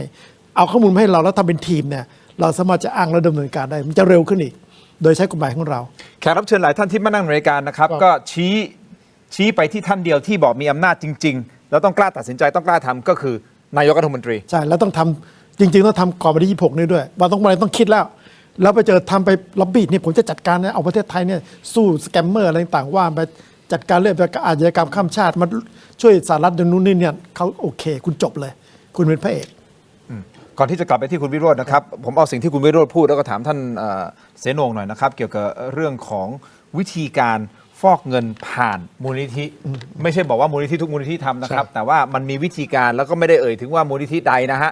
แต่มันมีวิธีการที่คุณวิโรจน์บอกว่าการบริจาคเข้ามาถูกต้องไหมครับบางทีก็บริจาคเข้ามาแล้วก็มันก็มีคนที่บริจาคจริงแล้วก็คนที่ตั้งใจที่จะโอนเงินเข้ามาเพื่อที่จะใช้โอกาสนี้ในการที่จะฟอกถูกต้องไหมครับแล้วเอาเงินตรงนี้แหละไปจัดซื้อจัดจ้างหรือไปซื้อของกับร้านพักพวกหรือบริษัทพักพวกหรือที่คุยกันเรียบร้อยแล้วเนี่ยเพื่อที่จะให้เหมือนกับว่ามันเป็นการซื้อของจริงๆท่านพงษ์ธง พงศกรทีนี้มันอย่างนี้ครับมันก็เป็นความพยายามเหมือนกันที่เราจะต่อสู้อย่างทางการประเทศไทยเนี่ยเขาก็จะออกมาตรการต่างๆเยอะแยะไปหมดนะที่จะมาสู้โดยเพราะยิ่งการทำ due diligence ก็คือรู้จักลูกค้า KYC เนี่ยนะแล้วก็มีการ extended ก็คือสืบเข้าไปอีกอันนี้มันเพิ่งจะเริ่มเมื่อไม่กี่เดือนมานี้เองมันเลยมันยังมีอะไรค้างคาอยู่มากมายอันนี้ให้ความเป็นธรรมเขาหน่อยหนึ่งนะครับแต่ว่าถ้าจะจัดการได้หมดเนี่ยก็ยังกลับมาที่เดิมที่คุณทีมพูดเมื่อสักครู่ก็คือว่าท่านนายกต้องออกตัวแล้วตำรวจเนี่ยมีข้อมูลพอจะตามสืบได้อยู่แล้วแต่หลายเรื่องเนี่ยเขารู้อยู่แล้วเพียงแต่ว่ามีไฟเขียวหรือเปล่าผมยังไม่เชื่อว่าตำรวจไทยยังติดอันนู่นตรงนี้หรอกเพราะว่าเวลาคุณดำเนินการไปปั๊บเนี่ยพอตำรวจตั้งคดีปังแล้วมันเข้ากรณีของเรื่องการฟอกเงินปังปปง.เดินได้แล้วเรื่องนี้จะจบด้วยการยึดทรัพย์เท่านั้นงานอื่นไม่เกี่ยวติดคุกก็ยังไม่เท่าไหร่ยึดทรัพย์เท่านั้นมันจะทำลายทั้งขบวนการได้โดยการขยายผลเครือข่ายปปง.สามารถทำตรงนั้นได้แต่เขาต้องคอยไงเพราะว่าเขาต้องรอไอ้ปวิอาญาต้องเกิดเหตุก่อนคืออย่างนี้ครับคือกฎหมายประเทศไทยเราตอนนี้ที่เรากำลังแก้ไขตัวพระราชบัญญัติป้องกันและปราบปรามการฟอกเงินเนี่ยที่เกาหลีเขาทำได้คือถ้าเขาเจอเป้าหมายปุ๊บเขาระงับธุรกรรมได้ทันทีแต่ว่าประเทศไทยเรากฎหมายเรายังล้าหลังอยู่ซึ่งกำลังแก้อยู่เนี่ยก็คือ1ต้องมีความผิดมูลฐานก่อนและก็ต้องมีทรัพย์ที่มาจากการกระทำความผิดก่อนปปง.ถึงจะเข้าไปทำงานได้นะครับเนี่ยมันมีความล่าช้าอย่างนี้เกิดขึ้นนะครับนะแต่ว่าจริงๆแล้วเนี่ยเรื่องของการบังคับกฎหมายให้เปิดเผยผู้รับประโยชน์ที่แท้จริงเนี่ยหรือ UBO เนี่ยตัวตนที่แท้จริงของคนที่จะมาลงทุนเนี่ยจริงๆกลต.ทำได้นะครับหรือการบังคับใช้ Travel Rule เนี่ยหรือกฎหมายที่ให้เปิดเผยผู้โอนผู้รับโอนเนี่ยของเงินคริปโตเนี่ยกลต.อยู่ในวิสัยทำได้นะครับทำได้เชื่อผมถ้าทำได้นี่มันจะเห็นเลย คือมันก็จะสืบเส้นเงินได้ แล้วมันก็สามารถทำงานเชื่อมต่อกับประเทศอื่นๆได้ และเนี่ยนะครับผมว่าประเทศไทยเราต้องแสดงความมุ่งมั่นจริงๆนะในการที่จะไปลงสัตยาบันอนุสัญญาสหประชาชาติว่าด้วยการปราบปรามอาชญากรรมไซเบอร์ 2024 เนี่ยผมว่าตั้งเป้าดีๆภายใน1 ปีมอบหมายให้กระทรวงดีทำเนี่ยลงอนุสัญญาลงสัตยาบันได้คราวนี้จะเชื่อมกับโลกได้เลยคราวนี้พอเชื่อมกับโลกได้ปุ๊บเกิดอะไรขึ้นฮะมันก็จะเป็นเหล็กดัดป้องกันไม่ให้พวกโจรไซเบอร์สแกมเมอร์เหล่านี้เข้ามาในประเทศเราเพราะเราสามารถที่จะเชื่อมเส้นทางการเงินส่งตัวผู้ร้ายข้ามแดนได้ถูกไหมไอเราก็จะปลอดภัยระดับหนึ่งเราติดเหล็กดัดเพื่ออะไรฮะเราไม่ได้ต้องการให้โจรเข้ามาแล้วเราขังมันไม่ให้มันออกไปถูกไหมแต่เราต้องการไม่ให้โจรมันเข้ามาคือทำให้มันยากพอมันยากเขาก็ไม่อยากเข้าไปทำที่ง่ายๆจริงๆไอในอาเซียนเนี่ยมีประเทศเป้าหมายอื่นแล้วเนี่ยตอนนี้มีแล้วเพราะว่าเราต้องเข้าใจว่าเรื่องการเงินเนี่ยมันมี2 ฝ่ายหนึ่งคือธนาคารประเทศไทยฝ่ายหนึ่งนะที่เข้าธนาคารทั่วไปนะแล้วกลตเนี่ยอีกฝ่ายหนึ่งมันเป็น2 ช่องซึ่งไม่เหมือนกันที่คุณวิโรจน์พูดถึงกลตเนี่ยคุณไปเอาของทางประเทศไทยได้ไหมเพราะมันมีขบวนการนี้อยู่แล้วก็ตามสื่อได้ไหมหรือร่วมมือโดยการchannelกับธนาคารประเทศไทยซึ่งมันจะไม่ไปด้วยกันเพราะมันคนละช่องนี่ปัญหาอยู่ตรงนั้นคนละช่องทางอยู่แล้วเราวิธีการคนละวิธีการมันก็เลยตามกันไม่ได้เขาก็เลยมาเข้าช่องนี้ไงปัญหาอยู่ตรงนั้นช่องธนาคารแห่งประเทศไทยเข้ายากตอนนี้ก็ต้องมาช่องมาช่องกลต.แล้วกลต.ในวงเงินก็16 ล้านบาทมันเยอะเข้าตรงไหนก็มองเห็นมันซึมหายไงธนาคารประเทศไทยเนี่ยก็เดี๋ยวนี้คุณทำอะไรได้ไม่เกิน 50,000 มั้งใช่ไหมบนเขาตามได้หมดแล้วตอนนี้รู้ทันทีใช่แต่ไอ้ตรงฝั่งกลต.อันนี้เขาก้อนใหญ่ถ้ามัน 50,000 ใครจะมาลงทุนล่ะมันก็เป็นอีกแง่คิดนึงไงแต่นี่เขาต้องพยายามที่จะทำให้ไอ้ที่ดิวดิลิเจนให้มันดีต้องรู้จัก KYC รู้จักลูกค้าให้ลึกขึ้นแล้วตอนนี้ทุกคนเงียบธนาคารแห่งประเทศไทยก็มีตัวพรก.ไซเบอร์ใหม่เนี่ยมันมีมาตราหนึ่งที่กำหนดความรับผิดชอบร่วมของธนาคารพาณิชย์คืออย่างนี้ตอนนี้ประเทศเราแปลกนะครับเวลาที่ประชาชนถูกหลอกเงินเนี่ยเหมือนต้องรับผิดชอบตามลำพังทั้งที่ธนาคารพาณิชย์เนี่ยมีส่วนที่จะต้องรับผิดชอบด้วยในการสร้างไฟร์วอลหรือว่าอะไรก็ตามนี่ในกลไกในการปกป้องบัญชีเงินฝากอ่ะแล้วกฎหมายใหม่ก็บอกแล้วนะครับว่าถ้าโดนหลอกเงินเนี่ยนะครับโดยที่ธนาคารพาณิชย์เขาไม่ได้ทำตามเงื่อนไขตามสมควรเนี่ยเขาต้องร่วมรับผิดชอบด้วยแต่คราวนี้เขารอกฎหมายลูกธนาคารแห่งประเทศไทยทำเสร็จหรือยังเนี่ยไม่มีใครคุ้มครองเจ้าของบัญชีเงินฝากเลย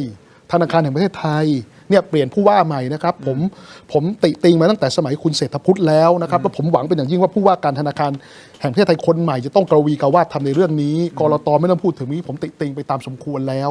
นะครับมีทุกคนช่วยกันปกป้องประชาชนเถอะไอ้เรื่องลากคอไอ้คนไทยที่มันไปร่วมกับขบวนการเขมรเนี่ยอีกเรื่องหนึ่งนะแต่ณวันนี้ช่วยกันคุ้มครองคนไทยเถอะเนี่ยไม่มีใครคุ้มครองเลยผมกลับมาที่เรื่องของการฟอกเงินผ่านอันนี้อาจจะให้คุณผู้ชมได้เห็นภาพมากยิ่งขึ้นนะครับก็คือเอามูลนิธิถูกต้องไหมฮะเปิดมาไม่รู้วัดด้วยวัดบางแห่งวัดด้วยวัดผมขนเงินสีเทามา20 ล้าน30 ล้านผมบอกหลวงพ่อครับเดี๋ยวผมสร้างศาลาการประเรียนให้ไหมผมบริจาคเข้าวัดแต่ว่าเดี๋ยวจ้างผู้รับเหมาของผมได้ไหมนั่นคือวิธีแบบหนึ่งในการนี่ง่ายๆเลยซื่อๆเลยผมก็ผันจากเงินสกปรก20 ล้านกลายเป็นรายได้ของบริษัทผู้รับเหมาในเครือข่ายผมแล้วเรียบร้อยบอกสร้างศาลาการประเรียนไงบางทีหลวงพ่อท่านก็ไม่รู้ด้วยนะก็กลายเป็นแหล่งฟอกเงินไปซะเรียบร้อยผมถึงบอกว่าวัดองค์กรการกุศลมูลนิธิต้องทำบัญชีให้ถูกต้องหรือบางทีก็ให้เขียนโครงการไอ้ที่ว่าวันศาลาการประเรียนนะ50 ล้านแต่เขาสร้างจริง20 ล้านก็ได้อีก30ด้วยซ้ำไปก็ขอกระดาษแค่นั้นเพื่อจะไปโชว์ว่าเราบริจาคใช้50 ล้านในการเขาจะขอโชว์ตรงนี้เพื่อเขาจะได้เอาเงินขึ้นบนโต๊ะก็เท่ากับว่า30 ล้านที่เกินออกมานี่คือเขาฟอกเรียบร้อยแล้วได้หมดเลยทุกวิธีการดังนั้นมันอันตรายมากถ้าอย่างนั้นผมถามนี้ได้ไหมฮะเหล่ามูลนิธิควรจะต้องมีมาตรการยังไงเพื่อที่จะป้องกันการถูกครหาว่าเป็นแหล่งของการฟอกเงินผมว่าจริงๆจะโทษมูลนิธิก็ไม่ถูกเนาะจริงๆต้องโทษที่กระทรวงมหาดไทยด้วยแหละในการกำกับดูแลมูลนิธิก็ยกระดับนะครับปรับกฎหมายปรับระเบียบนะครับให้ทุกมูลนิธิเนี่ยนะครับทำบัญชีให้ถูกต้องมีการตรวจสอบบัญชีตามมาตรฐานและที่สำคัญที่สุดผู้บริจาคหลักหรือผู้บริจาคเงินก้อนใหญ่ต้องถูกทำเขาเรียกว่า donor due diligence ก็คือต้องมีการตรวจสอบเชิงลึกว่าเฮ้ยไอ้มูลนิธิเนี้ยมีนายกเนี่ยบริจาคอยู่ทุกเดือนเลยเนี่ยนายกคือใครแหล่งที่มาของเงินที่เอามาบริจาคคืออะไร เป็นความใจบุญไหม มันต้องมีกฎหมายพี่จะไปทำงั้นใช่ไหม ถูกต้อง แต่ตอนนี้ จะต้อง ไม่มี ทำ ตอนนี้ยังไม่มี ต้อง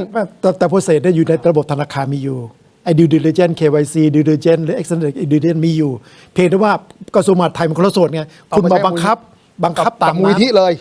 ก็ ทำได้ แค่นั้นน่ะยกมาเลยยกทั้งก้อนมาเลย เนี่ยอย่าลืมนะครับเนี่ยบางคนผู้ชมผู้ฟังก็ด่าผมนะ ผมสนับสนุนการทำความดีครับ ผมยืนยัน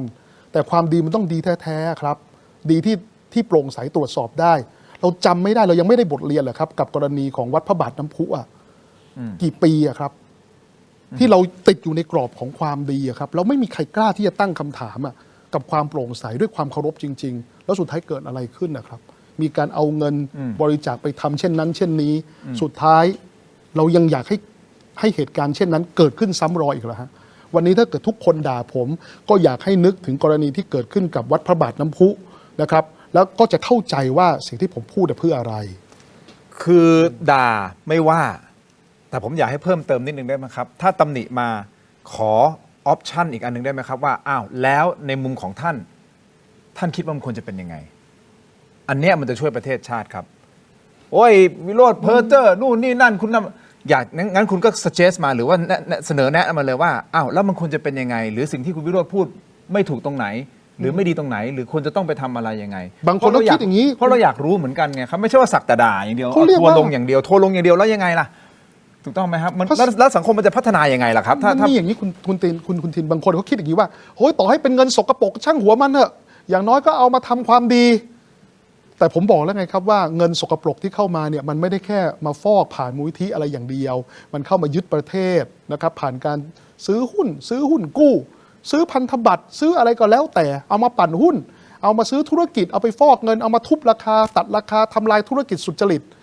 มันร้ายแรงอะครับ แต่อาจจะเป็นในมุมของคนที่พูดแบบนี้ เพราะเขาไม่ได้รู้สึกว่าเขาได้รับผลกระทบจากสิ่งที่คุณวิโรจน์พูดเนี่ย จริงๆเขามองไม่เห็นว่ามันเกิดอยู่แล้ว ใช่เขามองแค่ว่า เอ้ยก็มาช่วยฉันมาช่วยชาวบ้านได้ประโยชน์ถูกต้องไหมฮะเอาพูดกันตรงๆอ่ะถูกไหม ใช่ ชาวบ้านได้ประโยชน์ ก็ดีนี่เขาก็ไม่รู้หรอกว่า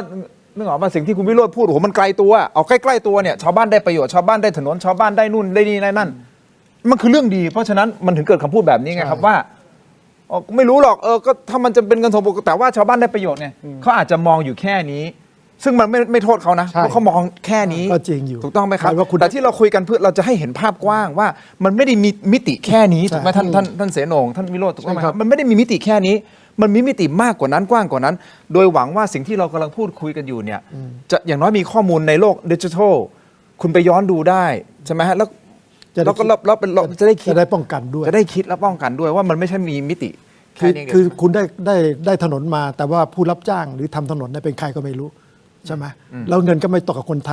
ทยจะไม่รับการจ้างงาน เมื่อไม่มีการจ้างงานก็มีการซื้อของ ถ้าคุณเป็นคนขายของคุณก็ไม่ได้ลูกค้าละ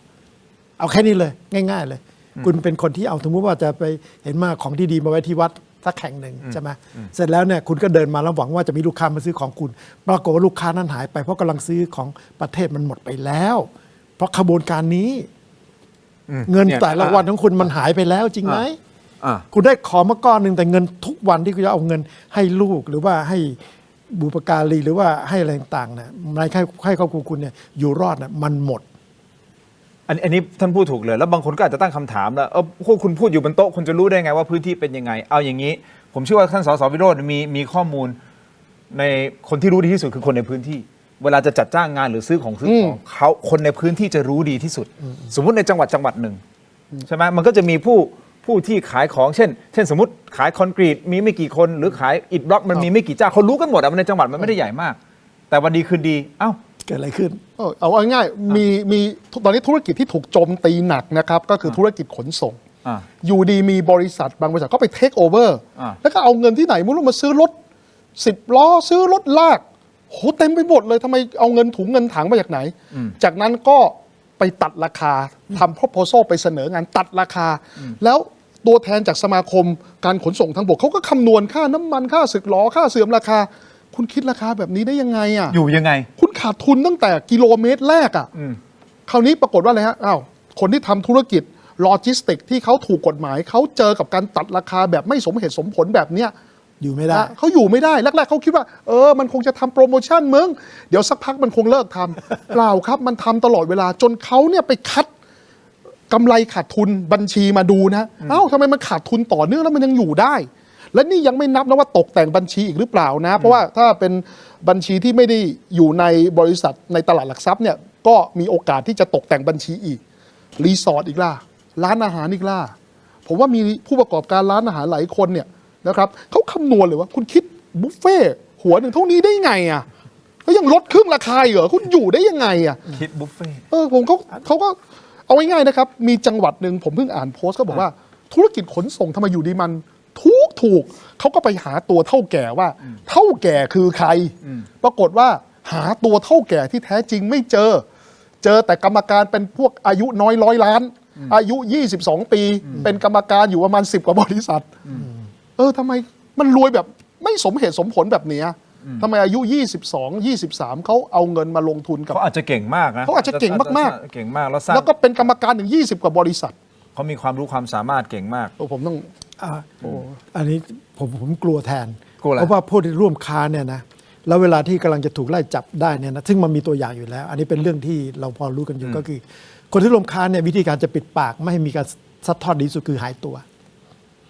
แล้วส่วนมากจะเป็นสุภาพสตรีนะสุภาพสตรีที่ว่าเนี่ยอาจจะเป็นอายุน้อย100 ล้านนะ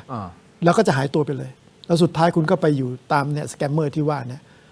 แล้วก็จะกลายเป็นพวกค้าทาสค้ามนุษย์อะไรต่างๆหรืออาจจะถูกถอดชิ้นส่วนร่างกายไปขาย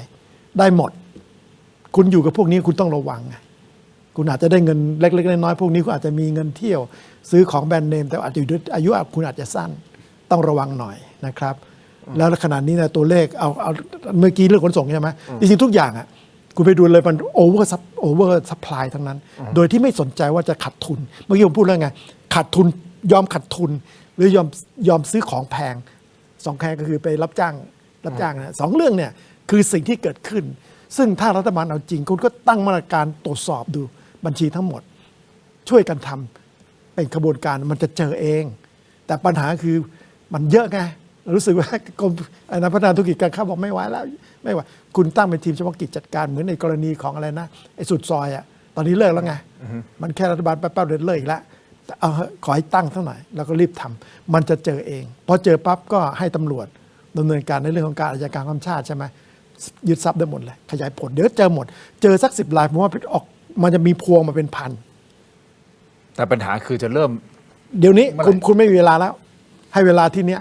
ให้เวลานี่คือให้เวลาใครครับท่านฮะท่านนายกสิเพราะเดี๋ยวจะไปเจอทำนี่ถ้าคุณไม่พูดเรื่องนี้คุณก็เสียโอกาสนั้นไปก็เท่ากับคุณมีพิรุษอย่างนี้เลยนะผมว่างั้นแหละมีบางคนบอกว่าเนี่ยเสโหน่งพักพวกส้มเลยมาเลยทุกอย่างที่ส้มพูดก็เสโหน่งก็ยินเห็นดีเห็นงามไปหมดเห็นมาตั้งนานแล้วว่าอย่างนี้แหละ เราพูดกันตามหลักการแล้วก็มีบางคนก็บอกว่าผมอ่ะทินเนี่ยช่องส้มเหรอผมช่องส้มเหรอเราช่อง7 สีฮะเราหลายสีเราหลายสีเราไม่ได้ส้มนะผมเอาหลักการก่อนดีกว่าเอาสิ่งที่คุณวิโรจน์พูดบางอย่างเห็นด้วยบางอย่างอาจจะไม่เห็นด้วยถูกต้องไหมฮะไม่ใช่แค่คุณวิโรจน์อย่างเดียวนะพรรคอื่นที่มานั่งตรงนี้นะบางอย่างเห็นด้วยบางอย่างไม่เห็นด้วยมันเป็นคือประชาธิปไตยการเห็นด้วยไม่เห็นด้วยเนี่ยผมเสริมคุณที่นิดหนึ่งก็คือว่าจำได้ไหมตอนที่เราปะทะกัมพูชาเนี่ยจะมีการเดินขบวนในเมืองประเทศใหญ่ๆเยอะไปหมดเลยแล้วก็มีคนที่ออกในสื่อโซเชียลทั่วหมดเลยจนสำนักสื่อใหญ่ๆเนี่ยงงแล้วก็เชื่อว่าไทยในลูกหลานกัมพูชาเข้าเอาเงินมาจากไหนถึงระดมคนได้ขนาดนั้นเป็นหมื่นคนน่ะเงินมาจากไหนแล้วอยู่ในประเทศใหญ่ๆด้วยนะค่าใช้จ่ายแพงนะเรื่องนี้ทั้งนั้นแล้วขนาดนี้เนี่ยเวลาที่เรามาโจมตีเนี่ยนะหรือพยายามที่รัฐบาลจะจัดการเรียนรัฐบาลไปเลยว่าเวลาที่คุณจะขับเคลื่อนจัดการกับพวกทุนเทาทั้งหมดเนี่ยนะคุณจะโดนต่อต้านนะแม้แต่เวลาเนี้ยเวลาไปคุยเรื่องของวิธีการที่มีการสแกมเมอร์หรือว่าเรื่องต่างๆเรื่องการฟอกเงินในประเทศไทยเนี่ยจะมีสื่อโซเชียลเนี่ยมากวาดพวกคุณตอนนี้ก็กำลังทำอยู่อ๋อเหรอฮะมาถล่มมากวาดคนเขาเยอะไงคนเงินใต้ดินเข้ามหาศาลยอมขาดทุนยอมอะไรเงินเขาเยอะแยะไปหมด IO อย่างนี้เหรอหรือไงใช่ๆแบบนั้นลองไปดูเสริมจะมากันเต็มเหรอเราจะโดนทัวลงโดนอยู่แล้วใครพูดเรื่องนี้โดนอยู่แล้วแล้วเราจะไปต่อได้ไหมคุณวิโรจน์ถ้าโดนทัวลงแบบนี้ผมว่าเราก็ต้องยืนหยัดแล้วผมยืนยันว่าการฟอกเงินมันไม่ได้อยู่แค่มูลที่วัดการซื้อหุ้นการซื้อธุรกิจแม้แต่ประกันภัยก็ยังฟอกเงินได้นะครับโดยเฉพาะ ผมไม่รู้ว่าคปพเนี่ยเขาขยับหรือยัง เพราะว่าหลายประเทศเนี่ยอาจจะยังไม่พบในประเทศไทย แต่ฟอกเงินผ่านการซื้อกรมธรรม์ที่เรียกว่า investment link นะครับ insurance ก็คือว่าเป็นกรมธรรม์ควบการลงทุน และโดยเฉพาะประเภทที่เรียกว่า single premium ก็คือจ่ายครั้งเดียวแล้วก็ไปบอกกับบริษัทประกันว่าให้เอาเงินกรมธรรม์เนี่ยที่ฉันจ่ายเนี่ยไปลงทุนในหุ้นตัวนี้คราวนี้ด้วยความเป็นเจ้าของกรมธรรม์ใช่ไหมก็จะถูกปิดบังไงว่าผู้ซื้อกรมธรรม์ชื่ออะไร ก็จะปิดบังตัวจริงได้ ตรงเนี้ยคปพเนี่ยได้ขยับปรับกฎระเบียบให้เปิดเผยตัว UBO หรือยังตัว UBO คือผู้รับประโยชน์ที่แท้จริง ว่ามันคือใครเนี่ยอยู่ดีซื้อกรมธรรม์แพงขนาดนี้เนี่ยนะครับไอ้ตรงนี้ก็ทำได้เลย หรือหลบเลี่ยงเลยนะซื้อหุ้นบางทีต้องเปิดเผยใช่ไหมแต่อยู่ดีให้กู้หรือซื้อตราสารหนี้อยู่ในฐานะเจ้าหนี้ถูกไหมแต่ว่ามีเงื่อนไขให้เอาหุ้นสามัญของบริษัทคุณทินมาค้ำประกัน หรือมีเงื่อนไขให้ผมเปลี่ยนจากหนี้เป็นหุ้นของบริษัทคุณทินได้ ผมก็อยู่ในสถานะที่มีอำนาจในการควบคุมกิจการคุณทินไงแต่ผมไม่ต้องรายงานไงถูกไหมเพราะผมไม่ใช่เจ้าของหุ้น ผมไม่ผู้ถือหุ้น ผมก็ปิดบังอำพรางได้ละผมว่าตรงเนี้ยกลต.จะต้องไวนะครับที่จะต้องหาทางที่จะให้เปิดเผยความโปร่งใสเท่านั้นที่จะทำให้ประเทศเราปลอดภัยจากแก๊งสแกมเมอร์และคุณอนุทินผมบอกไว้ก่อนนะผมสืบมาแล้วว่าปีหน้าเดือนตุลา2569ประเทศเราจะเป็นเจ้าภาพในการจัดประชุมประจำปี IMF และกลุ่มธนาคารโลกผมหวังเป็นอย่างยิ่งว่าถ้ามาตรการต่างๆเราเตรียมเป็นรูปธรรมแล้วในเดือนตุลาคมปีหน้าเราจะประกาศนะครับการเป็นประเทศที่ถือธงนำในการปราบสแกมเมอร์และการฟอกเงินในภูมิภาคอาเซียนในที่ประชุม IMF และธนาคารโลกอันนั้นเป็นเรื่องของรัฐบาลหน้าแต่มันจะเป็นศักดิ์ศรีจริงๆมันต้องเตรียมจริงๆแต่ที่คุณโรจน์พูดถูกแต่ผมกำลังจะบอกเป็นเรื่องของรัฐบาลหน้าแต่ถ้าเราไม่เตรียมอะไรนะถ้าเราไม่เตรียมอะไรนะเราจะถูกยำในเวทีตรงนั้นนะแล้วจะถูกก็เรียกว่าคาบ้านด้วยเพราะจะจัดที่กรุงเทพมหานครตายคาบ้านนี้ทำไมคุณไม่บอกเป็นประวัติศาสตร์คุณได้สร้างตรงนี้ล่ะคุณเป็นคนที่เริ่มคุณก็มีชื่อแล้วประวัติศาสตร์นะจริงไหมล่ะก็ไม่รู้ฮะท่านนายกก็คงเครียดหลายเรื่องนะฮะจนสุดท้ายเนี่ยนักข่าวไปถามว่าท่านนายกกดดันไหมปรากฏว่าสิ่งที่ท่านพูดเป็นยังไงฮะไปดูกันหน่อยนะฮะท่านนายกรัฐมนตรีท่านอนุทินชาญวีรกูลครับเป็นรัฐบาลมันกดดันทุกวันอยู่แล้วไม่กดดันไม่ถูกกดดันเรื่องนี้ก็ถูกกดดันเรื่องอื่นนะครับมันต้องทำงานภายใต้ความกดดันนี่เป็นเรื่องปกติอยู่แล้วนะครับแต่ว่าสิ่งที่เราจะต้องทำก็คือว่าไม่ไปเสียขวัญจากความกดดันต่างๆแล้วก็ถ้าเราคิดมั่นใจว่าเราได้ดำเนินการ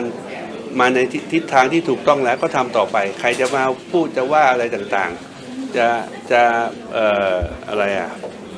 วิพากษ์วิจารณ์อะไรต่างๆแล้วก็รับฟังไว้นะไม่ฟังนะฟังไว้แล้วก็อันไหนเข้าท่าก็โอเคแต่ส่วนใหญ่ไม่เข้าท่านะครับไอ้ที่เข้าท่าเราก็รับฟังแล้วก็มาทำตลอดใช่ไหมอย่างข้อสรุปอะไรต่างๆว่าไม่รู้คิดอะไรยังปราบไม่ได้ทันทีต้องบอกโอเคสงสัยอนุทินนะเนวินเป็นเจ้าของสแกมเมอร์เองอันนี้อย่างเงี้ยบทสรุปเองกระบวยอย่างนี้มันไม่ได้นะโอเคนะแค่นี้เดือนไปละ3,700อันนี้คือท่านนายกก็ทุกรัฐบาลกดดันอยู่แล้วนะครับคุณวิโรจน์คุณอนุทินก็ให้สัมภาษณ์เพิ่มเติมด้วยนะครับตอบโต้เสียงวิจารณ์ของคุณไอซ์รัชนกศรีนอกที่มองว่าการแต่งตั้งร้อยเอกธรรมนัฐพรหมเผ่าเป็นประธานคณะกรรมการปราบปรามค้ามนุษย์ใช่ไหมไม่เหมาะสมโดยย้ำว่าผู้ที่ไม่เคยทำงานบริหารไม่ควรวิจารณ์พร้อมยืนยันว่ารัฐบาลมีหลายหน่วยงานตรวจสอบนักการเมืองที่ถูกกล่าวหาเชื่อมโยงกับแก๊งสแกมเมอร์อยู่แล้วมองไงฮะในประเด็นนี้แล้วประชาชนทั่วไป60 กว่าล้านคนเนี่ยเขาเคยทำงานบริหารราชการเหรอแล้วเขาวิพากษ์วิจารณ์ไปได้เหรอประชาชนคนไทยเขาอยู่ในฐานะผู้ได้รับผลกระทบทำไมเขาจะวิพากษ์วิจารณ์ไม่ได้นะผมตั้งคำถามเนี่ย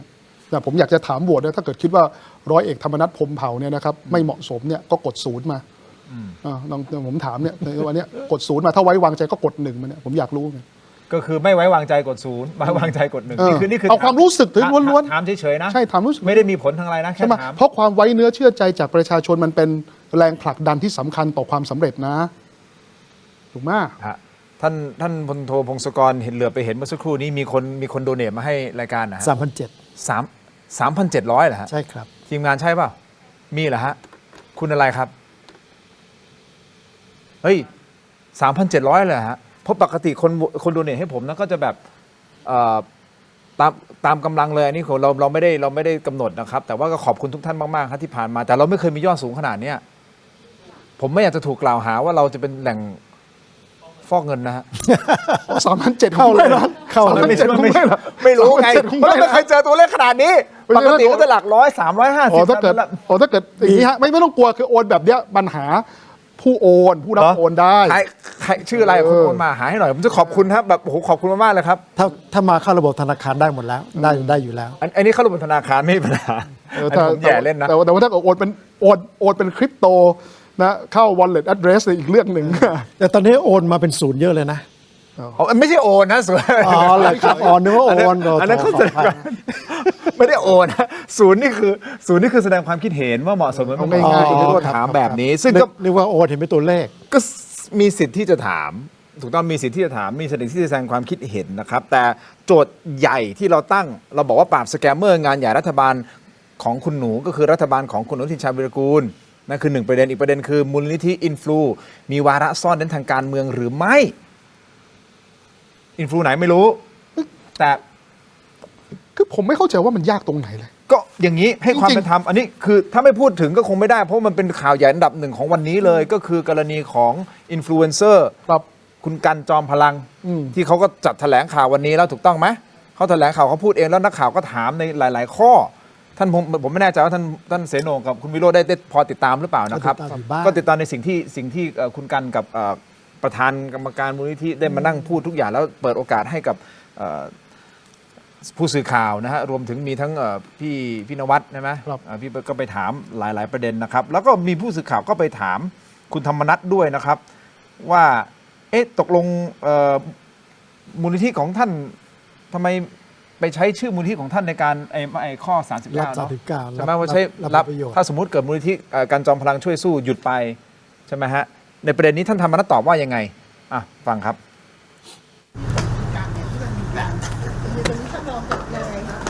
แล้วจะทำอะไรมันเรื่องของการเมือง แล้วคุณบอกว่า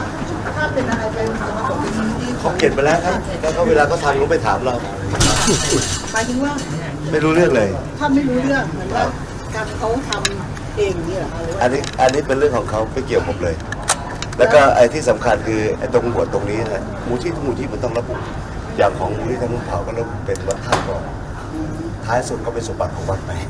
ไม่มีอะไร แล้วตรงนี้ถ้าคุณการเขาแก้นี่สามารถแก้ได้ใช่ไหมท่านจะให้เขาแก้ว่าเป็นมูลนิธิของการแล้วใช่ไหมคะตอนนี้หรือว่าให้ใครคะ ไม่ทราบ แต่ว่าก็คือส่วนของท่านจบแล้วใช่ไหมคะ ของผมคือส่วนของผมจบแล้วคืออะไร ที่หมายถึงว่าพอมีชื่อท่านคนก็แบบไหนวิพากษ์วิจารณ์มูลนิธิอะไรเงี้ยมันก็อาจจะถึงพรรคกล้าทำด้วยอะไรเงี้ย มันจะถึงพรรคกล้าทำยังไงครับ คือหมายถึงว่าคนมันเชื่อมโยงคนเราไปเชื่อมโยง มันเป็นเรื่องของการเขาแล้วเขาก็เขาไปทำคือมันน่าจะเป็นเรื่องมือใหม่หัดขับทำอะไรไม่ต้องคิด ไปในการวิโตแต่ว่าตอนทำไม่ได้ปรึกษาท่านใช่ไหมคะ ไม่ได้ไปดูเรื่องเลย แล้วท่านได้ยกหูคุยกับคุณการไหมคะวันนี้แล้วต้องให้การ ทุกวันนี้ต้องทำอะไรไม่ใช่ไหมวันแต่มีแต่เรื่องอะไรก็ไม่รู้ โอเคค่ะ โอเคนะครับ ขอบคุณค่ะ ทำไมไม่ถามมาน้ำท่วมตรงโน้นประชาชนเดือดร้อนตรงนี้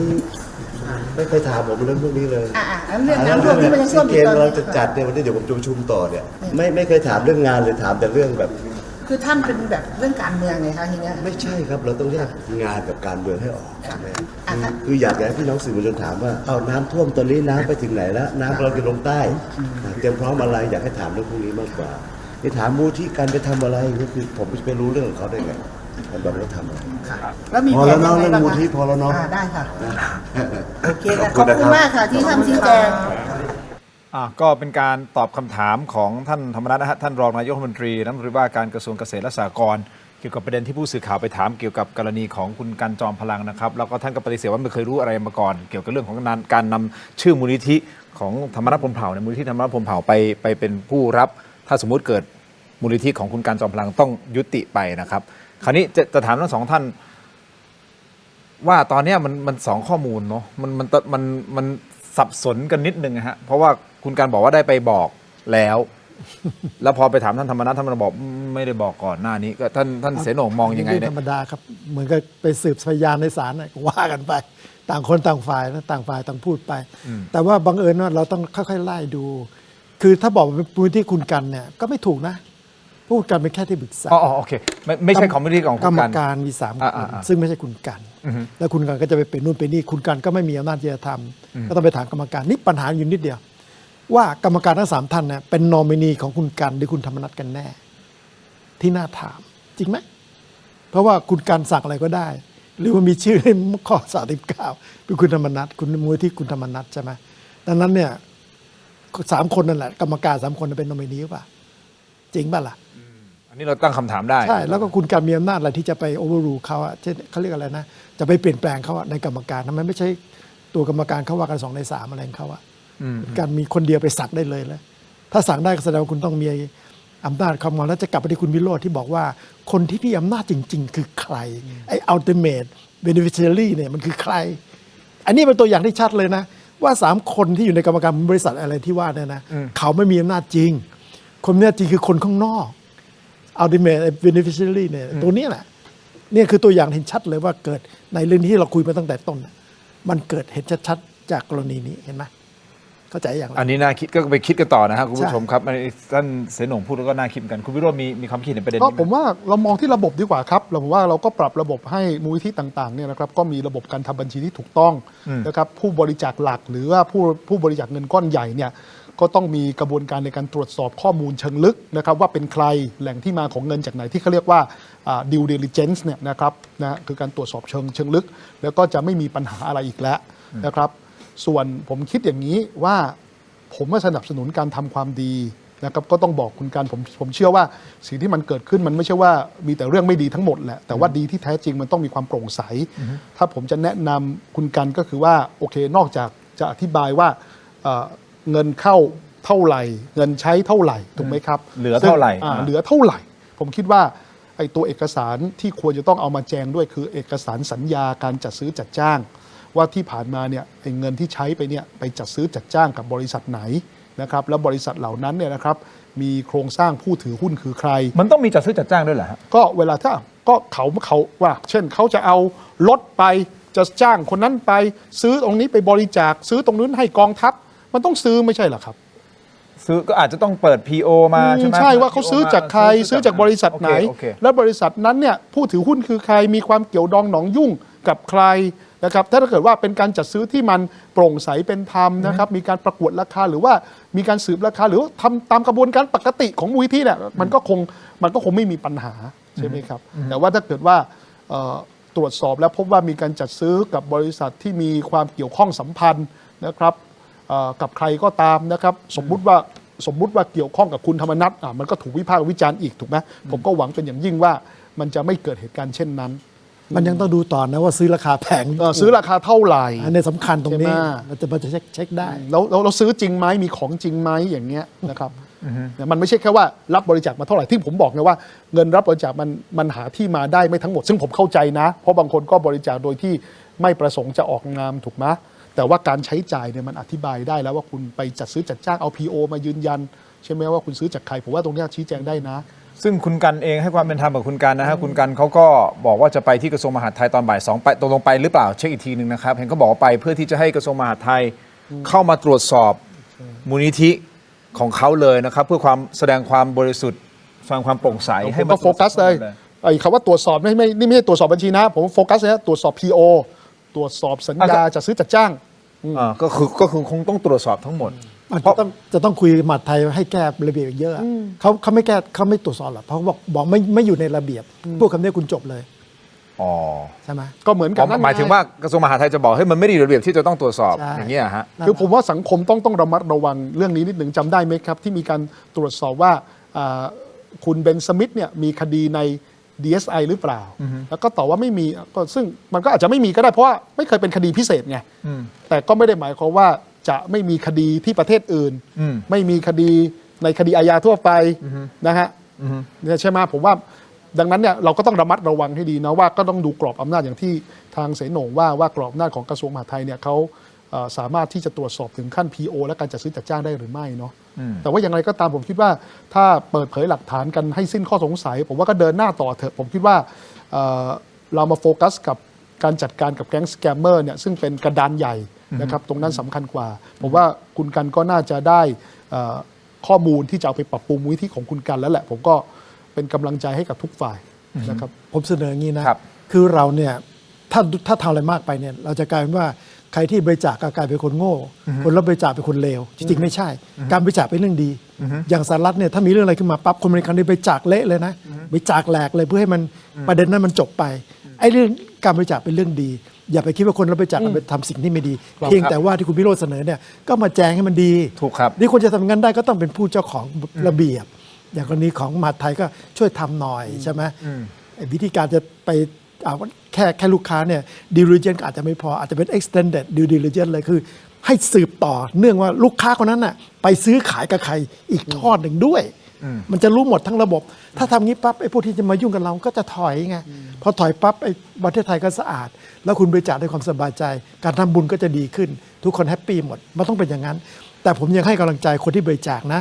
หลายคนจะมีความรู้สึกว่าถ้าบริจาคแล้วมันจะไปทางอื่นเช่นเลี้ยวไปศรีกาบ้างเลี้ยวไปนู่นเลี้ยวไปนี่บ้างนะอย่าคิดว่าการบริจาคเป็นสิ่งไม่ดีคอยคิดว่าเป็นสิ่งดีทำบุญไปเถอะไม่เป็นไรแต่ว่าภาครัฐต้องมาช่วยไงก็ถ้าตามข้อมูลนะฮะคุณผู้ชมครับมูลนิธิการจอมพลังช่วยสู้นี่ก็คือเริ่มมีบทบาทก็คืออย่างเป็นทางการคือวันที่5 กุมภาพันธ์ 2568 ใช่ไหมฮะที่เพิ่งเปิดแล้วก็ครั้งแรกที่มีการประกาศประชาสัมพันธ์เพื่อที่จะรับบริจาคเนี่ยก็คือในช่วงเดือนมีนาคมใช่ไหมฮะโดยเพจของคุณกันเองใช่ไหมครับแล้วก็แปะบัญชีธนาคารซึ่งถ้านับมีนาคมมีนาเมษาพฤษภามิถุนากรกฎาสิงหากันยาตอนนี้ตุลาจะสิ้นเดือนแล้วนะเท่ากับประมาณสัก 7-8 เดือนเนี่ยถ้าตามตัวเลขที่มีการแถลงข่าววันนี้นะครับก็คือประมาณ207 ล้านบาทที่มีเงินเข้ามานะครับ207 ล้านบาทแล้วอีกประมาณสัก100นิดๆไหมประมาณ100ป่ะ100 ล้านบาทที่ออกที่จะ90 กว่าล้านบาทประมาณเนี้ยที่จ่ายออกไปแล้วและยังมีประมาณ90 กว่าล้านบาทรอจ่ายอยู่ซึ่งมีโครงการต่างๆที่กำลังทำอยู่นี่ความเป็นธรรมให้คุณการนะผมเอาสิ่งที่เขาแถลงข่าวมาพูดนะครับถูกต้องไหมฮะว่ายังมี90 กว่าล้านบาทที่จะต้องจ่ายรอจ่ายอยู่กับสร้างอะไรนะบังเกอร์สร้างถนนสร้างห้องน้ำนู่นนี่นั่นที่คุณการได้ลงพื้นที่ไปนะครับอันนี้คือหลักใหญ่ใจความเป็นอย่างนี้และผู้ตรวจสอบบัญชีบอกว่าไม่เห็นความผิดปกติไม่พบความผิดปกติใดๆกับการที่มีการรับบริจาคเข้ามาแล้วเขาบอกนะฮะย้อนกลับไปฟังได้เขาบอกว่าความเคลื่อนไหวทางบัญชีเนี่ย500,000 กว่ารายการ500,000 กว่ารายการคุณวิโรจน์งั้นผมตัดที่500,000 กลมๆเลยนั่นหมายความว่ามีการโอนเงินเข้ามาและโอนออกหรือเปล่ารวมกันเนี่ยประมาณ500,000 ครั้งใช่หรือไม่เพราะเขาไม่ได้บอกว่า500,000 รายการนี้คือเฉพาะเงินเข้า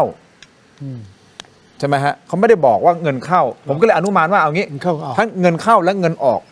500,000 ครั้ง500,000 กว่ารายการนะครับนั่นหมายความว่าถ้าลองมาดูนะ500,000 กว่ารายการภายในระหว่าง 7-8 เดือนน่ะแล้วนักบัญชีตรวจสอบทุกรายการแหละผมเข้าใจว่าเขาตรวจสอบทุกรายการเนาะไม่งั้นเขาคงไม่กล้ายืนยันหรอกนะครับว่าไม่พบความผิดปกติคือถ้าตรวจสอบตามบัญชีคุณไม่พบสิ่งปกติอยู่แล้วเขาบาลานซ์บัญชีขาเข้าเขาออกครบถูกบาลานซ์ใช่แต่ความหมายที่คุณวิโรจน์กำลังจะบอกว่าไอ้รายชื่อคนที่โอนเข้ามามันก็คือไป KYC แล้วก็ใช่มันต้องไปดูเลยว่าคุณมีหน้าที่ต้องเข้ามาเนี่ยชื่ออะไรยังไงใครยังไงมีตัวตนอะไรยังไงหรือเปล่าหรืออาจจะมีตัวเลขที่คุณวิโรจน์ตั้งข้อสังเกตไม่ใช่มูลนิธินี้นะหมายถึงว่าอาจจะถ้าเกิดเรามองอย่างสมเหตุสมผลนะคืออย่างนี้ผมว่าถ้าเป็นผู้บริจาครายย่อยเนี่ยอาจจะไม่ต้องรายงานก็ได้นะครับเพราะว่าหลายกฎหมายก็จะให้รายงานเฉพาะผู้บริจาครายใหญ่หรือรายสำคัญอย่างเงี้ยก็สมเหตุสมผลคืออย่างนี้แล้วหลายคนบอกเนี่ยเฮ้ยเรากำลังไปกล่าวหานี่ใน3 คนยังไม่มีใครกล่าวหาคุณกันเลยนะแต่ผมกำลังพูดในภาพรวมว่าความโปร่งใสอ่ะสำคัญเนี่ยก็จะมีเนี่ยคอมเมนต์คุณเคยทำได้สักเศษเสี้ยวนึงของเขาหรือเปล่าอย่างนั้นอย่างนี้เอา2 อย่างมาปนกันคือคุณบอกว่าผมเห็นด้วยและสนับสนุนในการทำความดีเพื่อประชาชนผมเห็นด้วยและผมก็ยืนยันว่ามีมูลนิธิจำนวนมากเนี่ยที่ดีแต่มันจะดีกว่านั้นไหมล่ะถ้าเรามีความโปร่งใสอ่ะ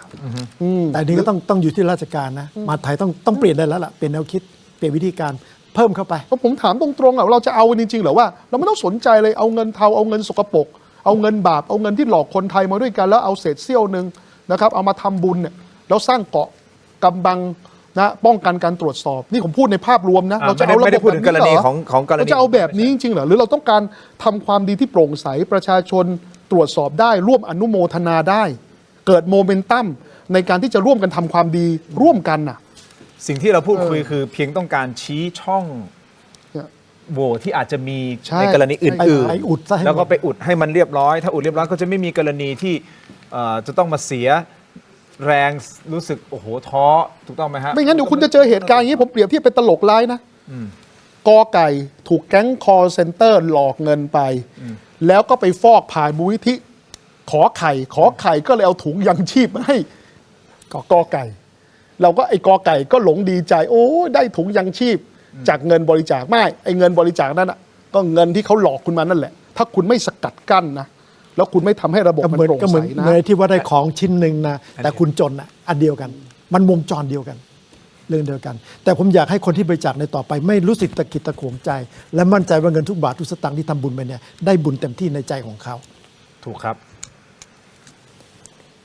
อันนี้ผมไม่ได้บริจาคฮะแต่มอบให้เลยครับ มอบให้คุณผู้ชมครับ คุยกันมานานฮะขอขอบคุณนะฮะเม็ดอมซิงค์พลัสเม็ดผลิตภัณฑ์ไมบาซินนะครับจาก Greater Pharma ครับมี3สูตรที่มีคุณประโยชน์จากวิตามินหลากหลายชนิดครับเม็ดอมซิงค์พลัสวิตามินซีและโคคิวเทนกลิ่นองุ่นมะนาวเม็ดอมซิงค์พลัสลูทีนและบิวเบอรี่กลิ่นแบล็คเคอร์เรนต์เม็ดอมซิงค์พลัสเบต้ากลูแคนกลิ่นสตรอเบอรี่นะครับซิงค์มีส่วนช่วยในการทำหน้าที่ของระบบภูมิคุ้มกันและกระบวนการต่อต้านอนุมูลอิสระ ถ้าเจ็บคอไอหรืออยากเสริมภูมิคุ้มกันนะครับเลือกไมบาซินจาก Greater Pharma หาซื้อได้ที่ร้านสะดวกซื้อซูเปอร์มาร์เก็ตและร้านขายยาทั่วประเทศไมบาซินจาก Greater Pharma ก้าวสู่60 ปีอย่างมั่นคงและยั่งยืนนะครับ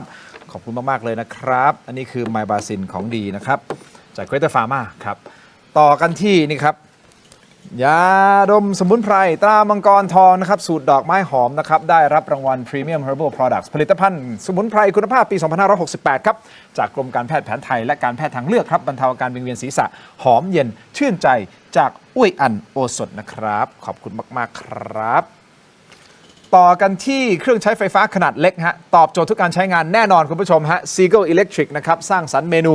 ได้อย่างเชฟมืออาชีพเลยทีเดียวเหมาะอัดแรงดันไฟฟ้านะครับแบบตั้งโปรแกรมได้6 ลิตรฮะระบบดิจิทัลอัจฉริยะควบคุมอุณหภูมิและเวลาได้อย่างแม่นยำทำให้เรายกระดับมื้อธรรมดานะครับให้เป็นมื้อพิเศษทันทีเลยนะฮะ Seagull Electric เครื่องใช้ไฟฟ้าขนาดเล็กนะครับ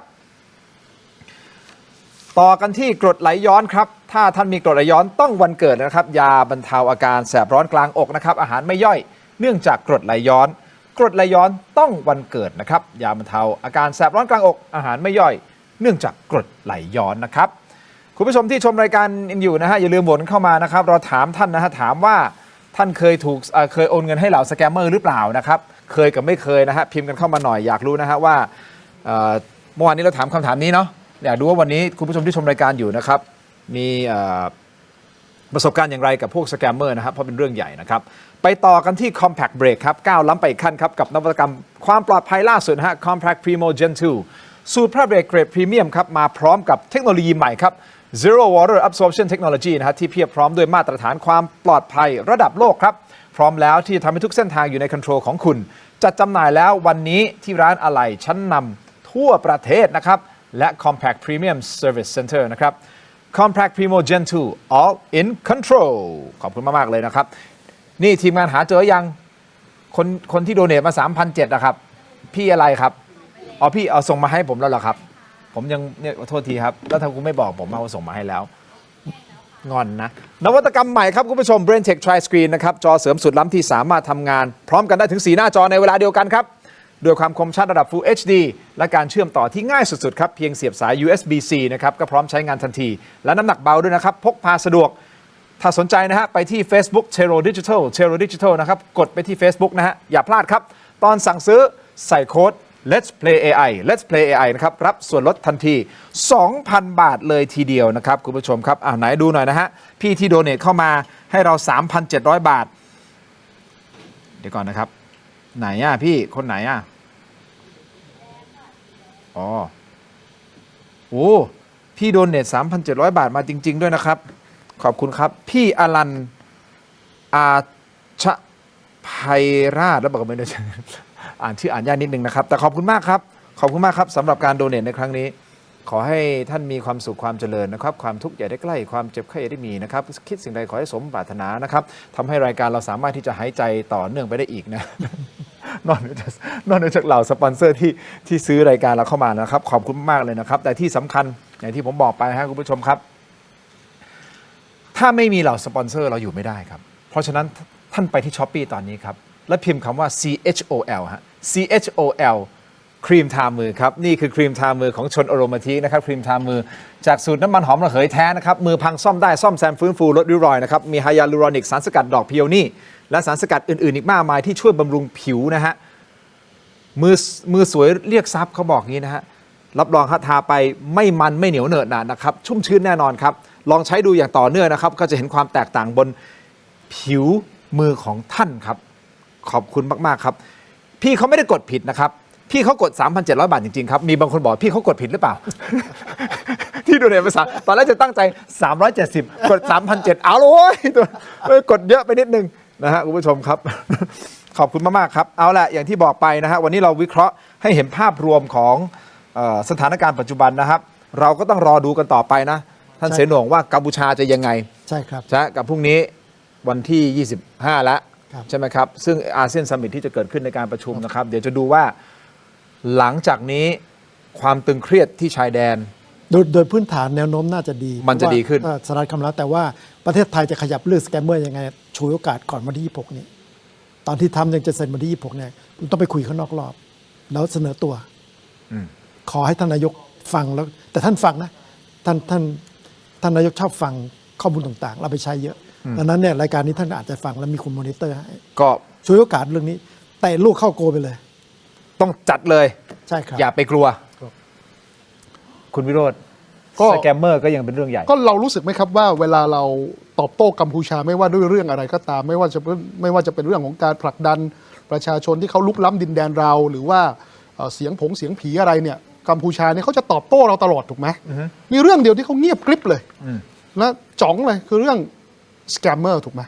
ที่ทั่วโลกกำลังลุมสกรัมเขาอยู่เพราะเขาคือฐานปฏิบัติการที่ชัดเจนมากนะครับการข่าวของประเทศต่างๆนี่ชัดเจนมากนะครับ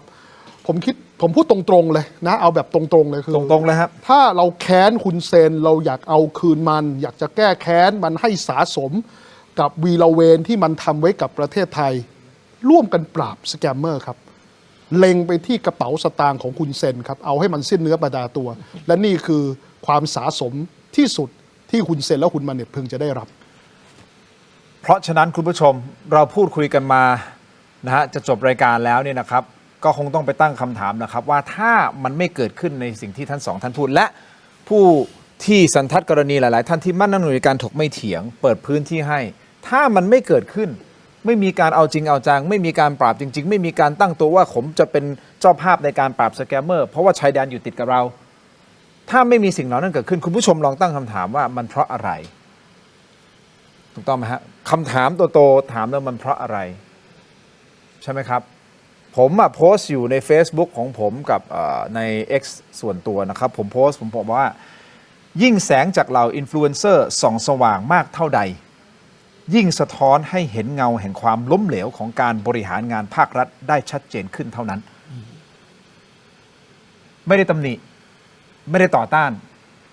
พี่ๆน้องๆอินฟลูเอนเซอร์ทั้งหลายที่อยู่ในประเทศไทยไม่เลยชื่นชมความเสียสละแต่ในเวลาเดียวกันผมก็มองย้อนกลับไปว่าแล้วหน่วยงานที่ควรจะเป็นผู้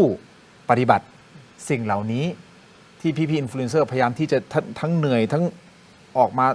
สู้เพื่อประชาชนน่ะแล้วผู้ที่เกี่ยวข้องทำไมเขาไม่ได้ทำหรอน่าคิดเนาะคุณผู้ชม ถูกไหมฮะท่านเสนอคือก็ต้องแสดงตัวว่าเราจะร่วมมือกับสแกมเมอร์คุณจริงๆคนไปด้วยกันหมดอะทั้งภาครัฐภาคเอกชนประชาชนเนี่ยต้องเป็นน้ำหนึ่งใจเดียวกันไปด้วยกันแต่นี่บางทีก็อย่างว่านะมันมีข้อบกพร่องตรงไหนก็ไปช่วยกันแก้กันแล้วกันที่เราเสนอกันไปวันนี้ครับขอบคุณพี่พราวป่ะฮะพี่พราวขอบคุณมากนะครับพี่พราวครับพี่พราวโดเนทมา50 สวิสฟรัง50 สวิสฟรังถ้าเป็นเงินไทยประมาณ 2,000 นิด 2,000 หลัก50 บาท 2,050 บาทโดยประมาณโอ้โหพี่ครับขอบคุณมากครับพี่พราวพี่ชมอยู่ที่สวิตเซอร์แลนด์หรือเปล่าครับขอให้พี่มีความสุขนะฮะความทุกข์อย่าได้ความเจ็บไข้อย่าได้มีขออวยพรขอบคุณสำหรับทุกกำลังใจที่เข้ามานะครับเอาละนิดเดียวฮะไปดูโหวตกันนิดนึงนะครับเราถามว่าท่านเคยถูกสแกมเมอร์หลอกหรือเปล่า เคยโอนเงินให้สแกมเมอร์ไหมตกเป็นเหยื่อสแกมเมอร์หรือไม่เคย 32%ไม่เคย 68% 32เยอะนะ เยอะ เมื่อวานนี้ก็ประมาณนี้ป่ะ เยอะ เข้าเมื่อวานนี้เลยป่ะเมื่อวานนี้ก็ประมาณ 32นะวันนี้คนโหวตมาเท่าไหร่กี่พันคน 9,300 คน ถ้า3,000 คนน่ะเยอะโอนเงินให้สแกมเมอร์มันจะอยู่กันได้เหรอเนี่ย1 ใน 3เนี่ย1 ใน 3เนี่ย ก็เนี่ยมันก็อยู่ไม่ได้ไงอยู่ไม่ได้ครับ แล้วถ้าอยู่ไม่ได้เราต้องทำยังไงล่ะครับ ก็อย่างที่เราคุยกันในรายการ นี่ยังไม่นับเกือบเคยนะ อ๋อใช่ ถ้าเกือบเคยคือไหวตัวทันเนี่ยอาจจะเยอะกว่านี้นะ ท่านอนุทินรับไปท่านอนุทินไม่มีทางอื่นแล้วมีท่านคนเดียวแล้ว ถูกครับ รอดูท่าทีนะฮะ ใช่ เสนงครับขอบคุณมากครับ ขอบคุณครับ ท่านพิโรธครับขอบคุณครับท่านพิโรธครับ ขอบคุณครับ ขอบคุณคุณผู้ชมสำหรับการติดตามนะครับแล้วขอบคุณทุกการดูเนทเข้ามาด้วยนะครับขอให้มีความสุขมีความเจริญมากๆมายๆสวัสดีครับ สวัสดีครับ